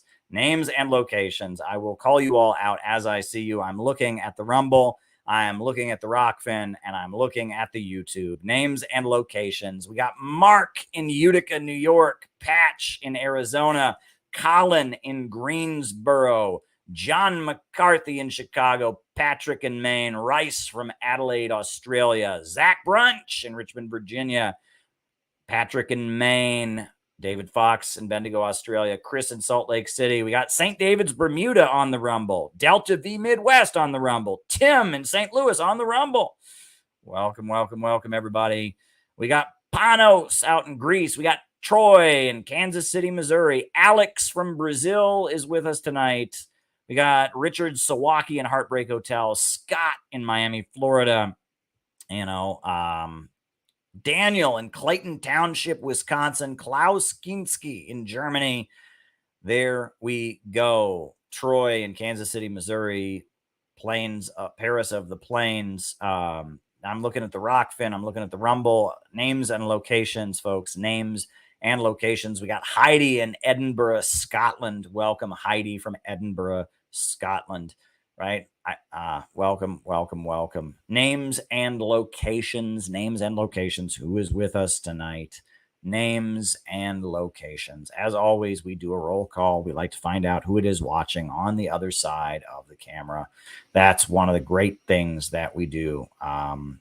There we go. There we go. There we go. Names and locations. Names and location. We got Kurt in Hawaii. Welcome, Kurt. Dave in Rochester, New York. Philosophical Wisdom. Welcome, welcome. Neil Fraser in Hong Kong. Welcome, Neil Fraser. Glad to have you with us. Neil is a regular, and we appreciate him. We really do. We love you, Neil. We love you. We love you. I'm looking at the Rumble. No new names on the Rumble as of yet. Nobody on the Rockfin, but I continue to read names. Mohican says, you missed it. I don't think I did, Mohican. I don't think I missed your name. There you are. We got Mohican D, right? Kurt F, stay safe. Very good. Very, very good. Kurt F, stay safe. Kurt F, stay safe. Very, very good. We're so glad to have you all here with us. It's really, really great to have our community and do what we do. Delta V is in the Midwest, and it's great to do what we do. Jenny Lynn in Cincinnati. I'm sorry I missed you. Glad to have you with us. Mima Flowers in California. Welcome, Mima. And me, Samuel GSI. And me, Samuel from the GSI. Welcome, welcome, welcome, welcome, welcome. So glad to have you all here with us tonight. It is really, really a great thing. And Jamie in St. Paul, Jonathan C. in Los Angeles, Victory Gin in New Mexico. Yes, yes, yes, yes, yes. Here we are. Here we are. So now I have 2 Rumble rants to answer. And I'm going to answer the Rumble rants first. Mike V from Southeast Virginia. I'm going to answer the Rumble rants first because the Rumble rants are, that's the preference. If you're going to ask a question, we prefer you do it that way. But we're still taking super chats. We got 8 super chat questions to answer. But I'm going to do the Rumble rants first. So, and if you've got more Rumble rants, you got more super chats, you want to send a question on Rockfin, by all means, do so. So the first Rumble rant question, FDR was aware of Pearl Harbor beforehand, as claimed in the book Backdoor to War. Well, before that book Backdoor to War was published, there was also a book called The Day of Deceit. And this was something that was widely spread around, was that prior to the attack on Pearl Harbor, there was an understanding on the part of the United States that some kind of attack like that was coming. Sure, I can talk about that. Thank you. And that that's one thing that's widely promoted. Now, does that mean that the USA shouldn't have gotten in World War II, that we shouldn't have gotten involved? No, absolutely not. Right? The United States, even if the USA had been a socialist country, it would have been necessary for the country to aid the Soviet Union in the fight against the Nazis. And, we do know that there were people within the U.S. government, like Harry Truman, that said that if the Soviet Union looks like it's winning, we should support Hitler. And if Hitler looks like he's winning, we should support the Soviet Union and defeat these 2 great powers that are our rivals. And that there was the America First Committee that was sympathetic to the Nazis, right? Didn't want the American government to be involved because they were sympathetic to the Nazis. We also know that there was an anti-war movement among communists, at one point. But then when the Soviet Union was invaded, it became clear to many communists that it was not a good idea to be protesting the war. And then when Pearl Harbor happened, they were all on board in the Communist Party. Deborah Wilson said, "You have something." All right, I have something. Thank you, Deborah. I appreciate it. Deborah is on the Rockfin, and she just said, "You have something." Well, thank you. I'm glad I have something. Thank you, Deborah. If you have another question, there you go. There was a lot of talk about this. I think that it was absolutely correct for the USA to get involved in the Second World War, but that doesn't mean that we can't acknowledge the USA did commit war crimes during the Second World War, right? And none of that makes the Nazis good. And that's what people don't understand. A lot of people think that if there's not nuance in history, right? There is nuance in history, right? The USA was absolutely right. The Soviet Union was absolutely right. The Nazis were absolutely wrong in World War II. But, Hiroshima and Nagasaki, that wasn't good, right? The bombing of Dresden, that wasn't good, right? There were some pretty horrendous crimes committed by the Allied powers during the Second World War. I mean, that was the first war in which we saw the bombing of cities, the bombing of civilian areas. The firebombing of Tokyo killed more people than the atomic bomb on Hiroshima and Nagasaki did. Oh, wow. Ellie says, I heard Pasta talking about Rumble starting to suppress and shadow ban for certain posts for a couple months. Seems like small platforms like Rockfin and Odyssey are the only ones that don't. Good to keep them as backup like Garland. Oh, that's an important question. Thank you, Ellie, for that. And I'll put you on the list, Ellie. You are on the list. And thank you for your Rockfin tip, right? That is appreciated as well. So thank you, Ellie. And so, I mean, none of this is information that None of this is information that I think changes how I see World War II. But that information's been around for quite some time. The Day of Deceit and all of that. And, yeah, these things, I mean, I still think my view of the Second World War hasn't changed, but I can understand why this is an important historical topic to discuss. And that, the USA, Japan was expanding in the Pacific, and the USA kind of went out of its way to push Japan into a situation where they would contend with the United States. And, the USA knew what it was doing. Japan was expanding, and the United States was also expanding in the Pacific. And one move led to another move. And if you look at the details of how it got to the way it did in the Pacific, the USA very much knew what it was doing. The USA knew that Japan was a rival imperialist power, and they pushed them. Now, obviously, Japan did horrendous things in China and in Korea and in the Philippines and all throughout the Pacific region. So, that doesn't make Japan good just because the United States, there we go. But then we have another question on the Rumble rant, which is thoughts on Senator Sanders donating $200,000 in campaign funds to a family-owned nonprofit. I mean, look, Bernie Sanders, I was never too excited about Bernie Sanders. And I honestly was too critical at the beginning. When Bernie Sanders' 2016 campaign began, it was in 2015 when he was really riding high in the lead up to what happened in 2016. I jumped the gun. I was overly critical because I was angry at the political group I was in. I was in the Workers' World Party, and I saw huge auditoriums full of thousands of people to hear an old man talk about socialism. And the group I was in would not promote socialism. They wanted to be leaders of the movement. They wanted to organize Black Lives Matter rallies.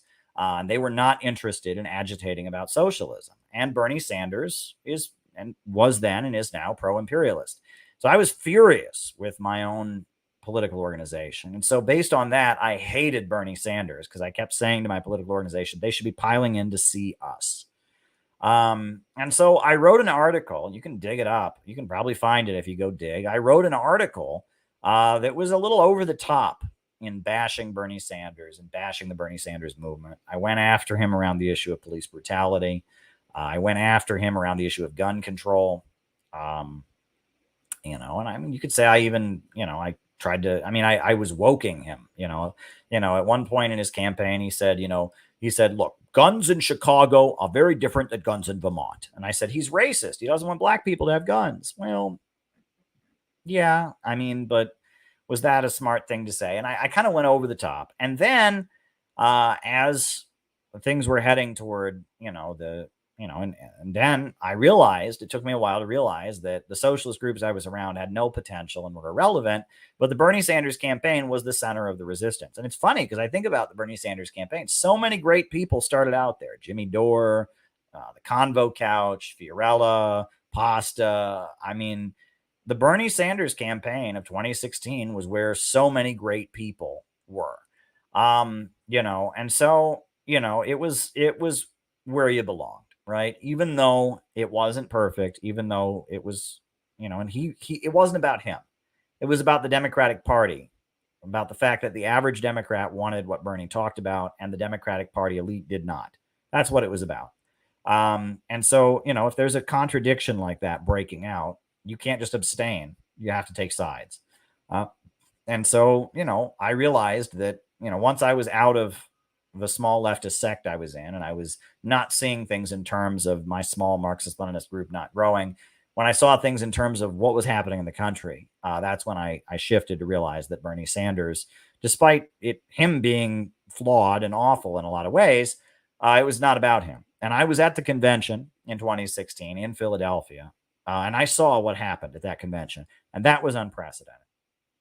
Every year there's a Democrat who's further to the left, and they come out and they do their thing and they lose and they urge everyone to vote. And Bernie Sanders did that. But not only did the majority of the Democrats back him, but his supporters did not back down. His supporters kept going. right?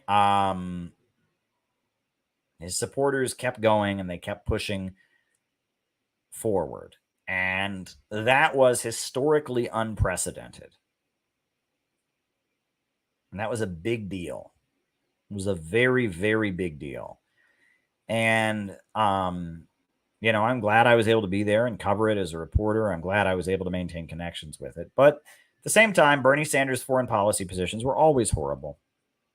They were always horrible, but they weren't horrible enough, right? And then when he ran in 2020, they just blatantly told us what was going on. I mean, 60 Minutes did that hit piece about how he's had supported Cuba, about how he'd supported Nicaragua, and you know, they just made it abundantly clear he's not allowed to be a candidate. And it was pretty clear that the deep state, even though he had been pretty pro-imperialist, he'd supported the invasion of Afghanistan, he opposed the invasion of Iraq as a Democrat, but he'd been pretty solidly in the pro-imperialist camp. He was not trusted. And, you know, you remember that meltdown from Chris Matthews where he said, you know, there would be firing squads in Central Park. I would have been shot. You know, Chris Matthews had this crazy meltdown about Bernie Sanders. And it was pretty clear that the CIA, the foreign policy establishment, wasn't going to allow Bernie Sanders, even though in the past he'd had those positions. And that Bernie Sanders, you know, I mean, his policies, you know, as limited as they were, Medicare for all, healthcare for all, free college, you know, that wasn't going to be allowed. So, you know, is Bernie Sanders a corrupt politician? Yeah. Is Bernie Sanders not anti-imperialist? Yeah. So I mean, you're showing me Bernie Sanders did something with campaign funds that was not good. I'm not shocked. But that was never what, for those of us that are genuine Marxists and genuine anti-imperialists who support China, support Cuba, want the American working class to rise up against the imperialists, our support for Bernie was never about believing he was not a corrupt politician, believing he was one of us even. It was about getting access to the millions of people that were energized by his campaign. And it was about talking to people about socialism and an opening for the topic of socialism and anti-capitalism to finally be on the table. That's what it was about. That's really what it was about at the end of the day. And that there was a wing of the Bernie movement that I didn't care for. The Standing Rock stuff, that was not good. I look back, I'm really glad I didn't go to Standing Rock, because Standing Rock was, that was an environmental hippie thing against a pipeline, and we're glorifying indigenous people, and we're against the big oil companies, and we're against energy, and that wasn't a good thing, The Standing Rock thing was very much that was a degrowth environmental thing that attracted a lot of the counterculture hippie crowd, and that wasn't a good thing. And that was a big part of the Bernie movement. The Standing Rock stuff, that was a huge part of the Bernie Sanders movement. A lot of the Bernie people were at Standing Rock, and the social media, support for Standing Rock, and that wasn't a good thing. And there was always a wing of the Bernie movement that was toxically woke, and that's why it fell apart so quickly afterwards. One thing I will say, and I observed this, and luckily, the bullets all went over my head, because I was just a journalist, right? I wasn't campaigning for Bernie. I just wasn't, because I'm a journalist. You can't be campaigning for anybody. But I knew a lot of people that were campaigning for Bernie, and some of the Me Too stuff that went on among them was utterly ridiculous. I mean, some of it was stupid. Some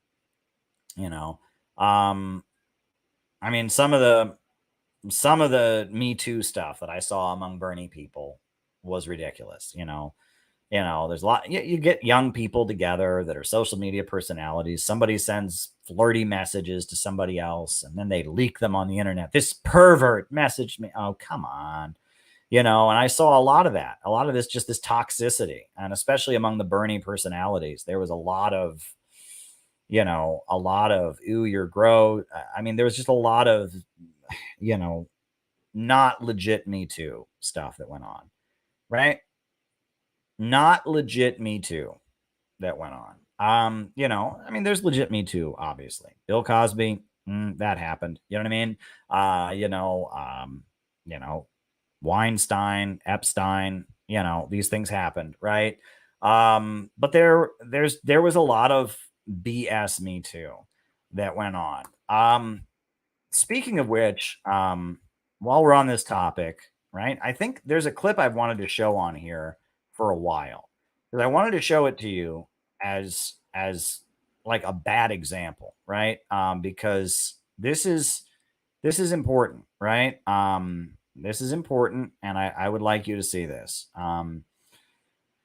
Because I saw this, and at the time I saw this happen, I watched it at the time this video was released, and it just reinforced all of my criticism of this organization. This is what you don't want to be, right? And this is, there's an expression now. People say, "Go woke, go broke."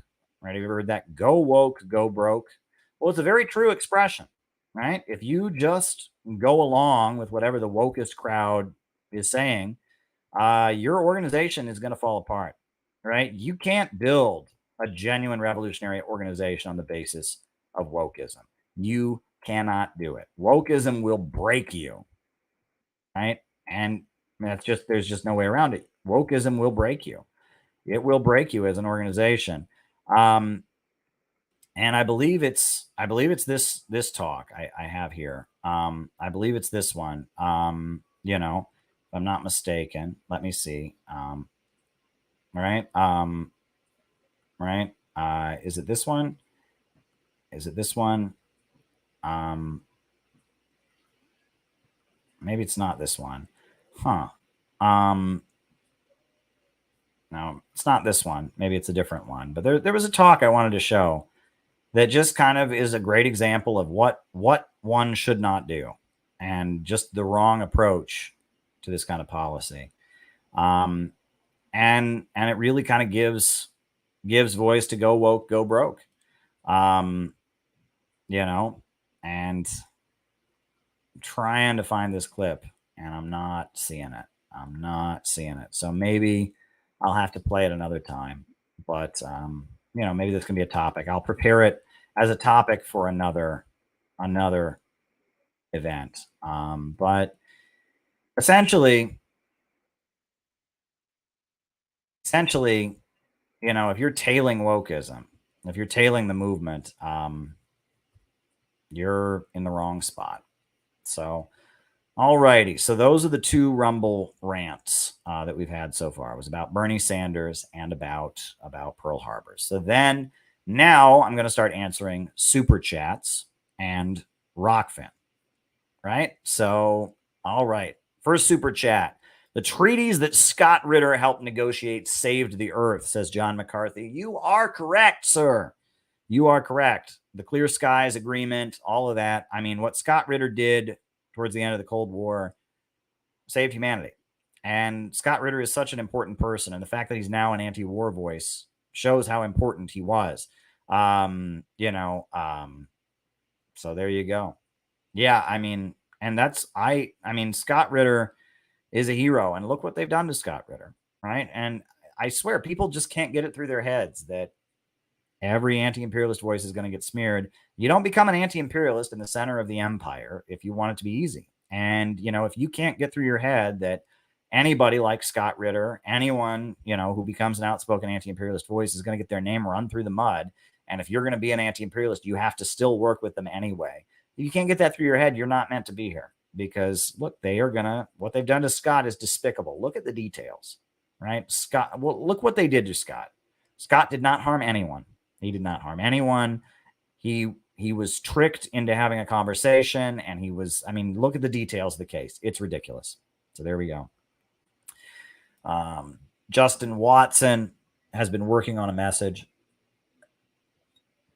about the theme of how people can change. We need morning messages, folks. And I guess I'll just take this opportunity.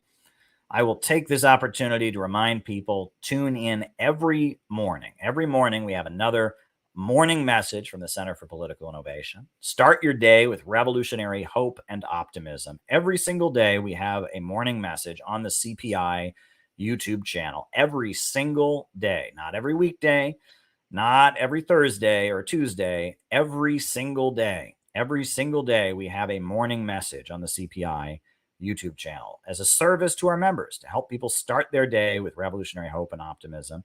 I'm about to upload the one for tomorrow from a beloved comrade who's done a couple of them so far. And we need you to record them too, right? If you like our community, you like our work, please record the message, send it to me, right? Send it to me, use WeTransfer and send me the message. We absolutely need to, right? We absolutely, and we absolutely need to have, morning messages. So we had a great one this morning from Comrade Elizabeth Young, our president. And more morning messages are the better. And it's listen to them every day, right? People say, Caleb, I'm not feeling it. I'm miserable. Did you watch the morning message this morning? Is that what you started your day out? Was that the first thing you heard in the morning? Was it the morning message? Oh, it wasn't. Well, we're doing our best. We're trying to help you. We're trying to build this community, but you have to give yourself to it. Have you made a morning message yet? Right? Not only do we create the morning messages to help people start their day with revolutionary hope and optimism, but we have people make them and we empower people to make them. So get involved, join the CPI, start making morning messages. That's what we need you to do. We need you. The morning messages are on the CPI YouTube channel. They air every single morning at 6 a.m. Eastern Standard Time. They premiere on the channel. We've had 27 of them so far, and we have not missed a day yet. We have not yet missed a day. We have not yet missed a day for a morning message. So there you go. There you go. So please, go ahead. Go ahead and make one. If you're a friend or an ally, go watch them every morning. I'm trying to see if we can go to 100 days without missing a single day. That's one of my goals I'm working on right now. Can we get to 100 days of morning messages without missing one? Can we do it? I think we can.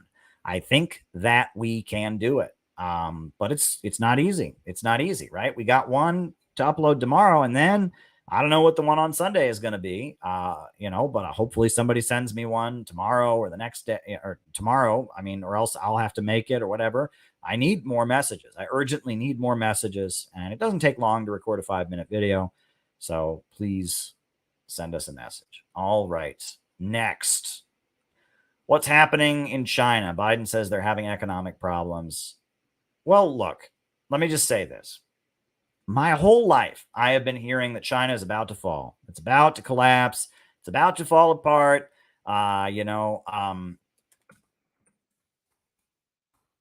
About to fall apart. It's about to end. In 2015, China's stock market plummeted. It was a dramatic drop on China's stock market. And then within a week, their stock market was right back up to the top because the Chinese Communist Party stepped in. They outlawed short selling. They froze all sales of stocks on the state-run industries. And within a week, their stock market was right back up to the top because the market is not in command. Profits are not in command. The irrationality of the market is not in command. The party is. So if China's having economic problems, they're readjusting, right? And they're not growing as quickly as they were, but they're still growing at astronomical rates in comparison to us. The rate of GDP growth in China is astronomical. It's massive. So there you go. There you go.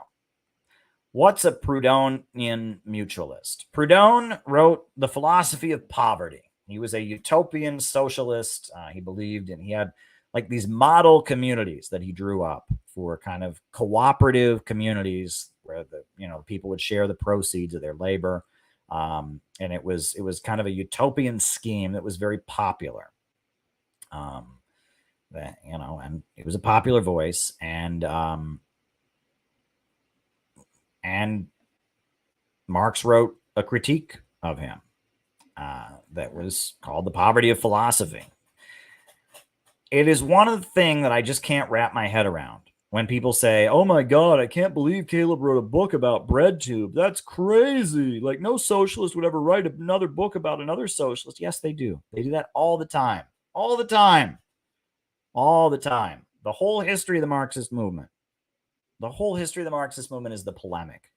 What do you think anti-Düring was? Oh my God, Engels wrote a whole book about Düring.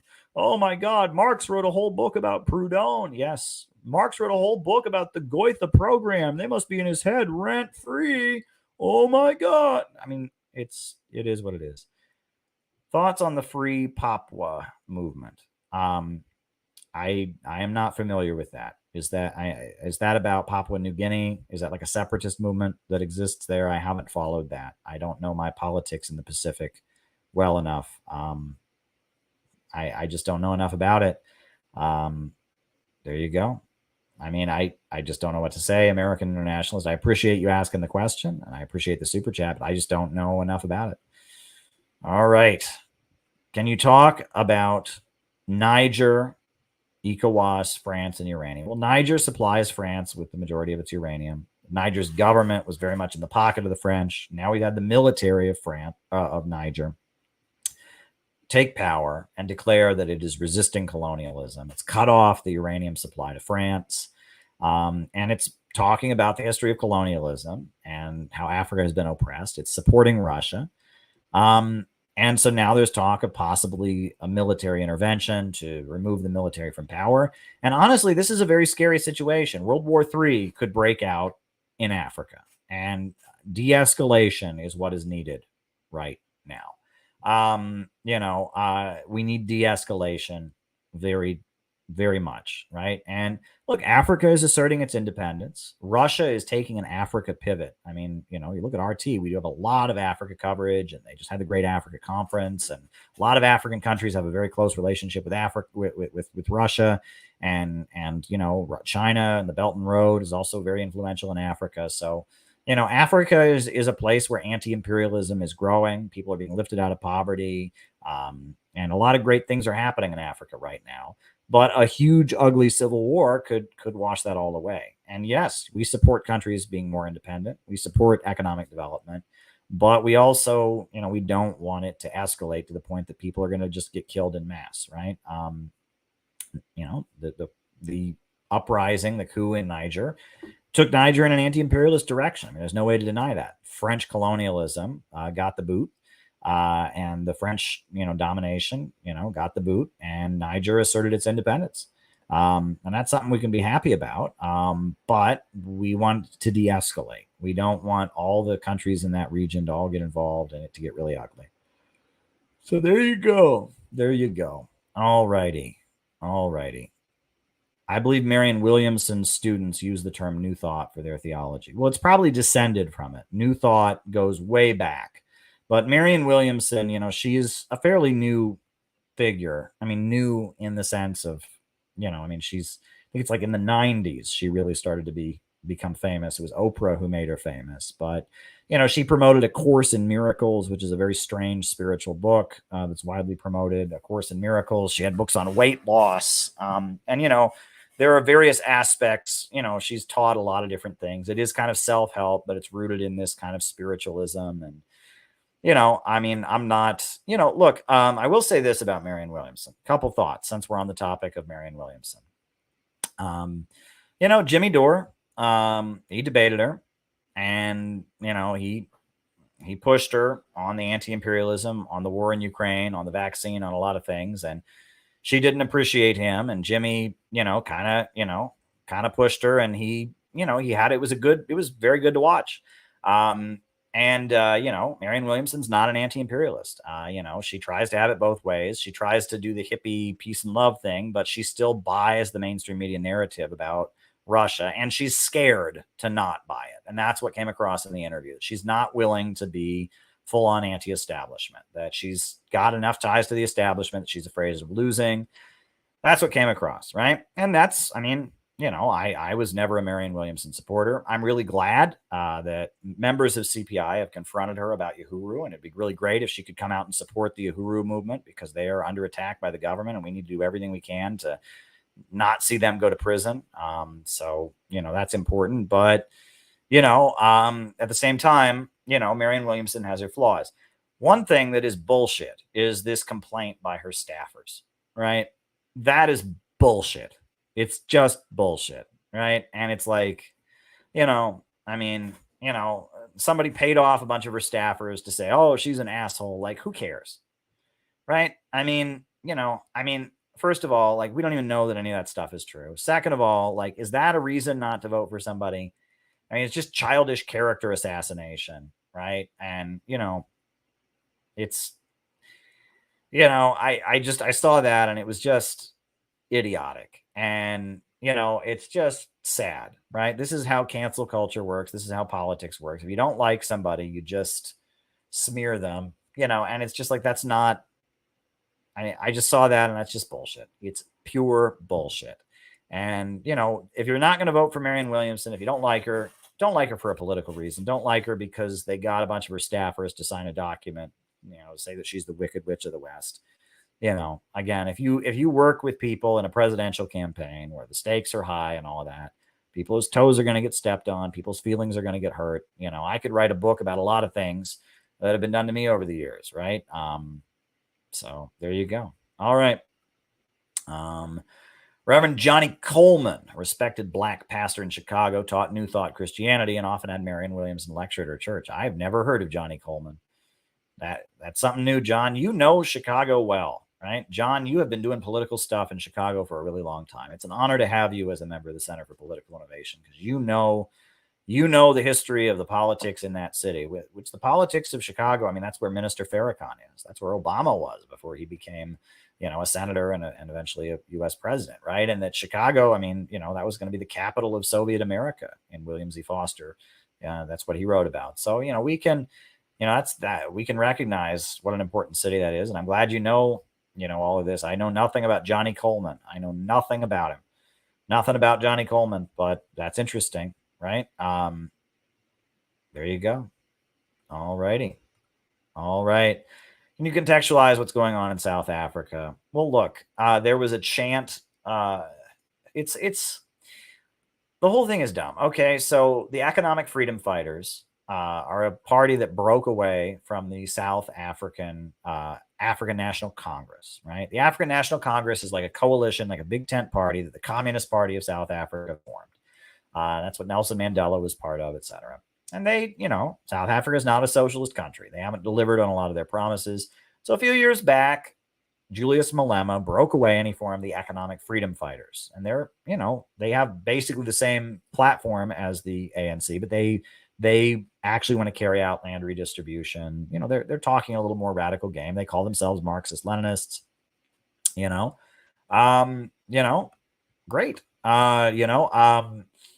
And there's a rally that they had, and at their rally, they were chanting slogans of the struggle against apartheid. And, and the struggle against apartheid was an armed struggle. I mean, the apartheid system was an awful segregation system where, they had cities where the black people could work. And if they were caught there after dark, they would be killed, right? They had sundown towns, just like in in the Old South, where if a black person was there after dark, they got killed. And I mean, the Bantu stands, and you read about what went on in South Africa. It was a horrendous system. And one thing that happened, before the overthrow of apartheid and afterwards is you had a phenomenon called farm raids, where, these white farmers that own all the land because of the history of colonialism, black people would get together and raid their farm and kill them and steal from them. And the South African government has been opposed to that. They've actually wanted there to be land redistribution that's legal and peaceful, where the farmers get compensated, and that farm raids are lawless acts of violence, right? And I mean, what the black people of South Africa endured under apartheid, and since then, I mean, they still remain in poverty. I can understand the anger they might have, but the South African government resents, and very much doesn't resent, but it opposes what they call farm raids. They call them farm raids, where they just raid somebody, they go and, that's lawless violence. You can't have that. Now, one of the slogans of the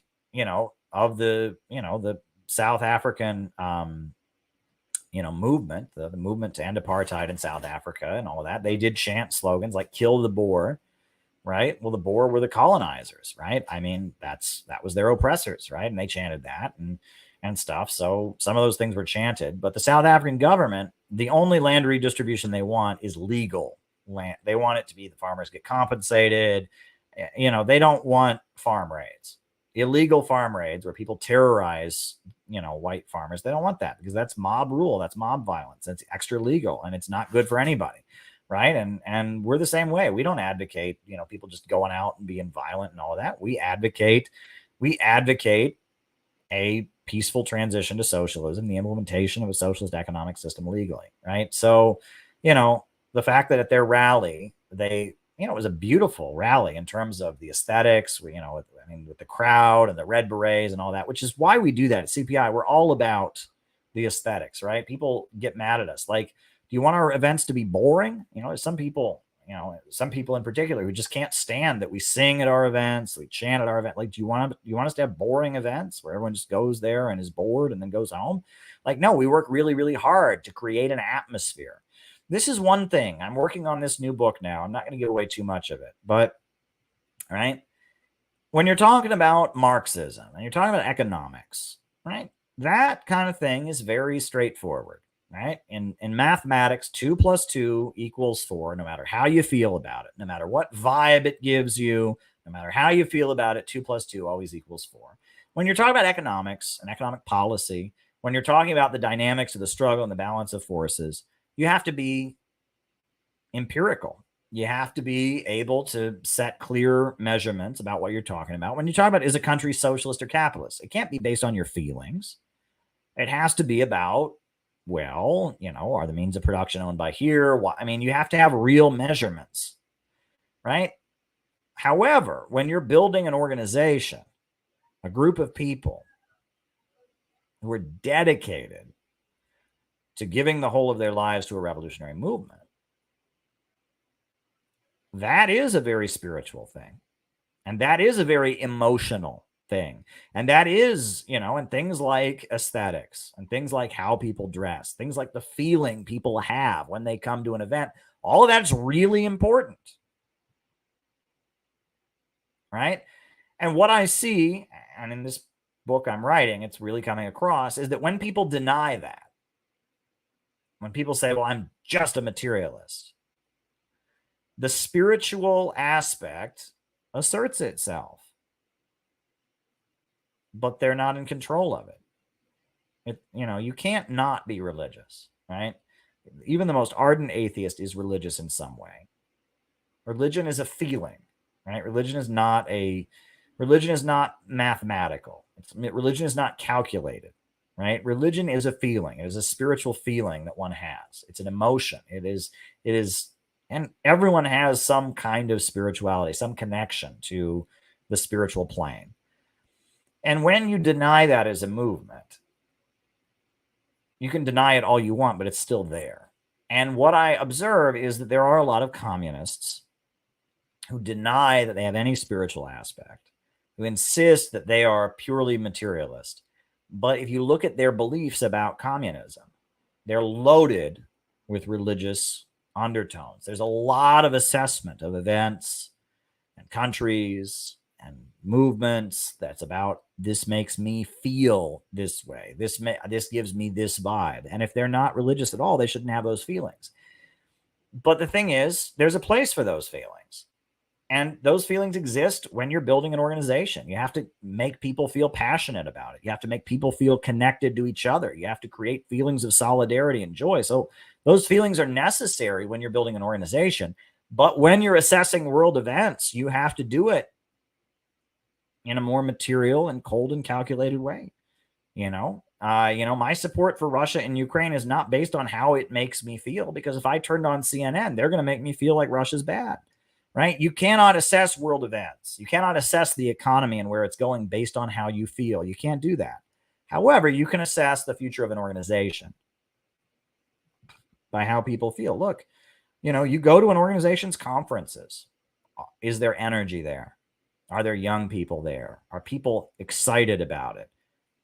That's a spiritual question. There's no benchmark. You can't measure that. Maybe you could measure the number of people there, but that's not a really good measure, honestly. You can have conferences with a lot of people, but they're all just kind of, going through the motions. Or you can have a conference with 5 people, but they're energized and ready to go, right? And that organizing and building an organization, building a movement is a very spiritual thing. But using Marxism to understand the direction of the world economy and understanding the problems of capitalism and analyzing world events and what imperialism is doing and what that you shouldn't. That's not a spiritual question at all. Right? And the way it makes you feel, especially through the guise of US media, but even through the guise of other media, that can't be a factor. And what I see as I'm critiquing one particular socialist leader and his writing is that I see religious and spiritual feelings everywhere, while at the same time he's calling himself an absolute atheist, an absolute materialist. And that's why it's unhealthy. And that if he had more of an acknowledgement of the fact that building a movement is about unleashing feelings of fervor and passion, and that building a movement has a religious quality to it, if he was actually in touch with that, I feel like he could then make better assessments on the political and economic front. And that's kind of the thesis of this book that's coming together.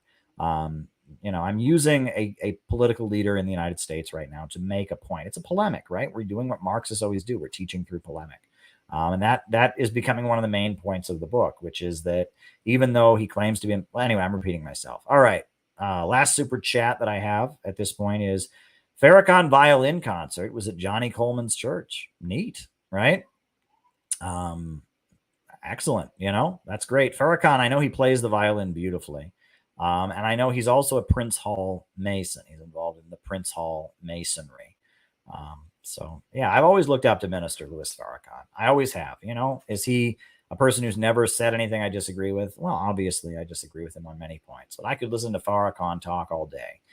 There's something about his speaking ability. And, that's a guy, again, this spiritual quality of putting on events. Go and watch a Farrakhan event and the speeches and all of that. Like, that guy knows what he's doing. Right? That's a real effective political movement. Go and watch the Democrat convention or the Republican convention. The ruling class pays all kinds of attention to this.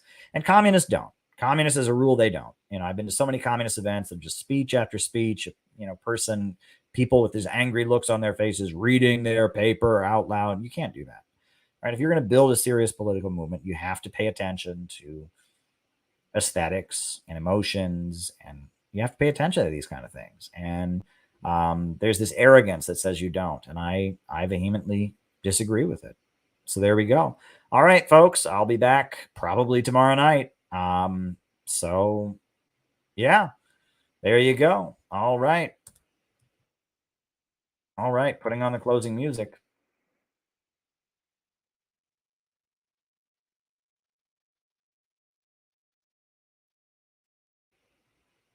Surge in the struggle against U.S. imperialism is now emerging throughout the world.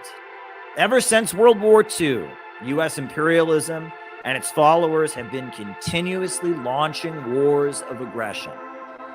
But the people of various countries have been continuously waging revolutionary wars to defeat their aggression. While the danger of a new world war still exists, and the people of all countries must get prepared, revolution is the main trend in the world today.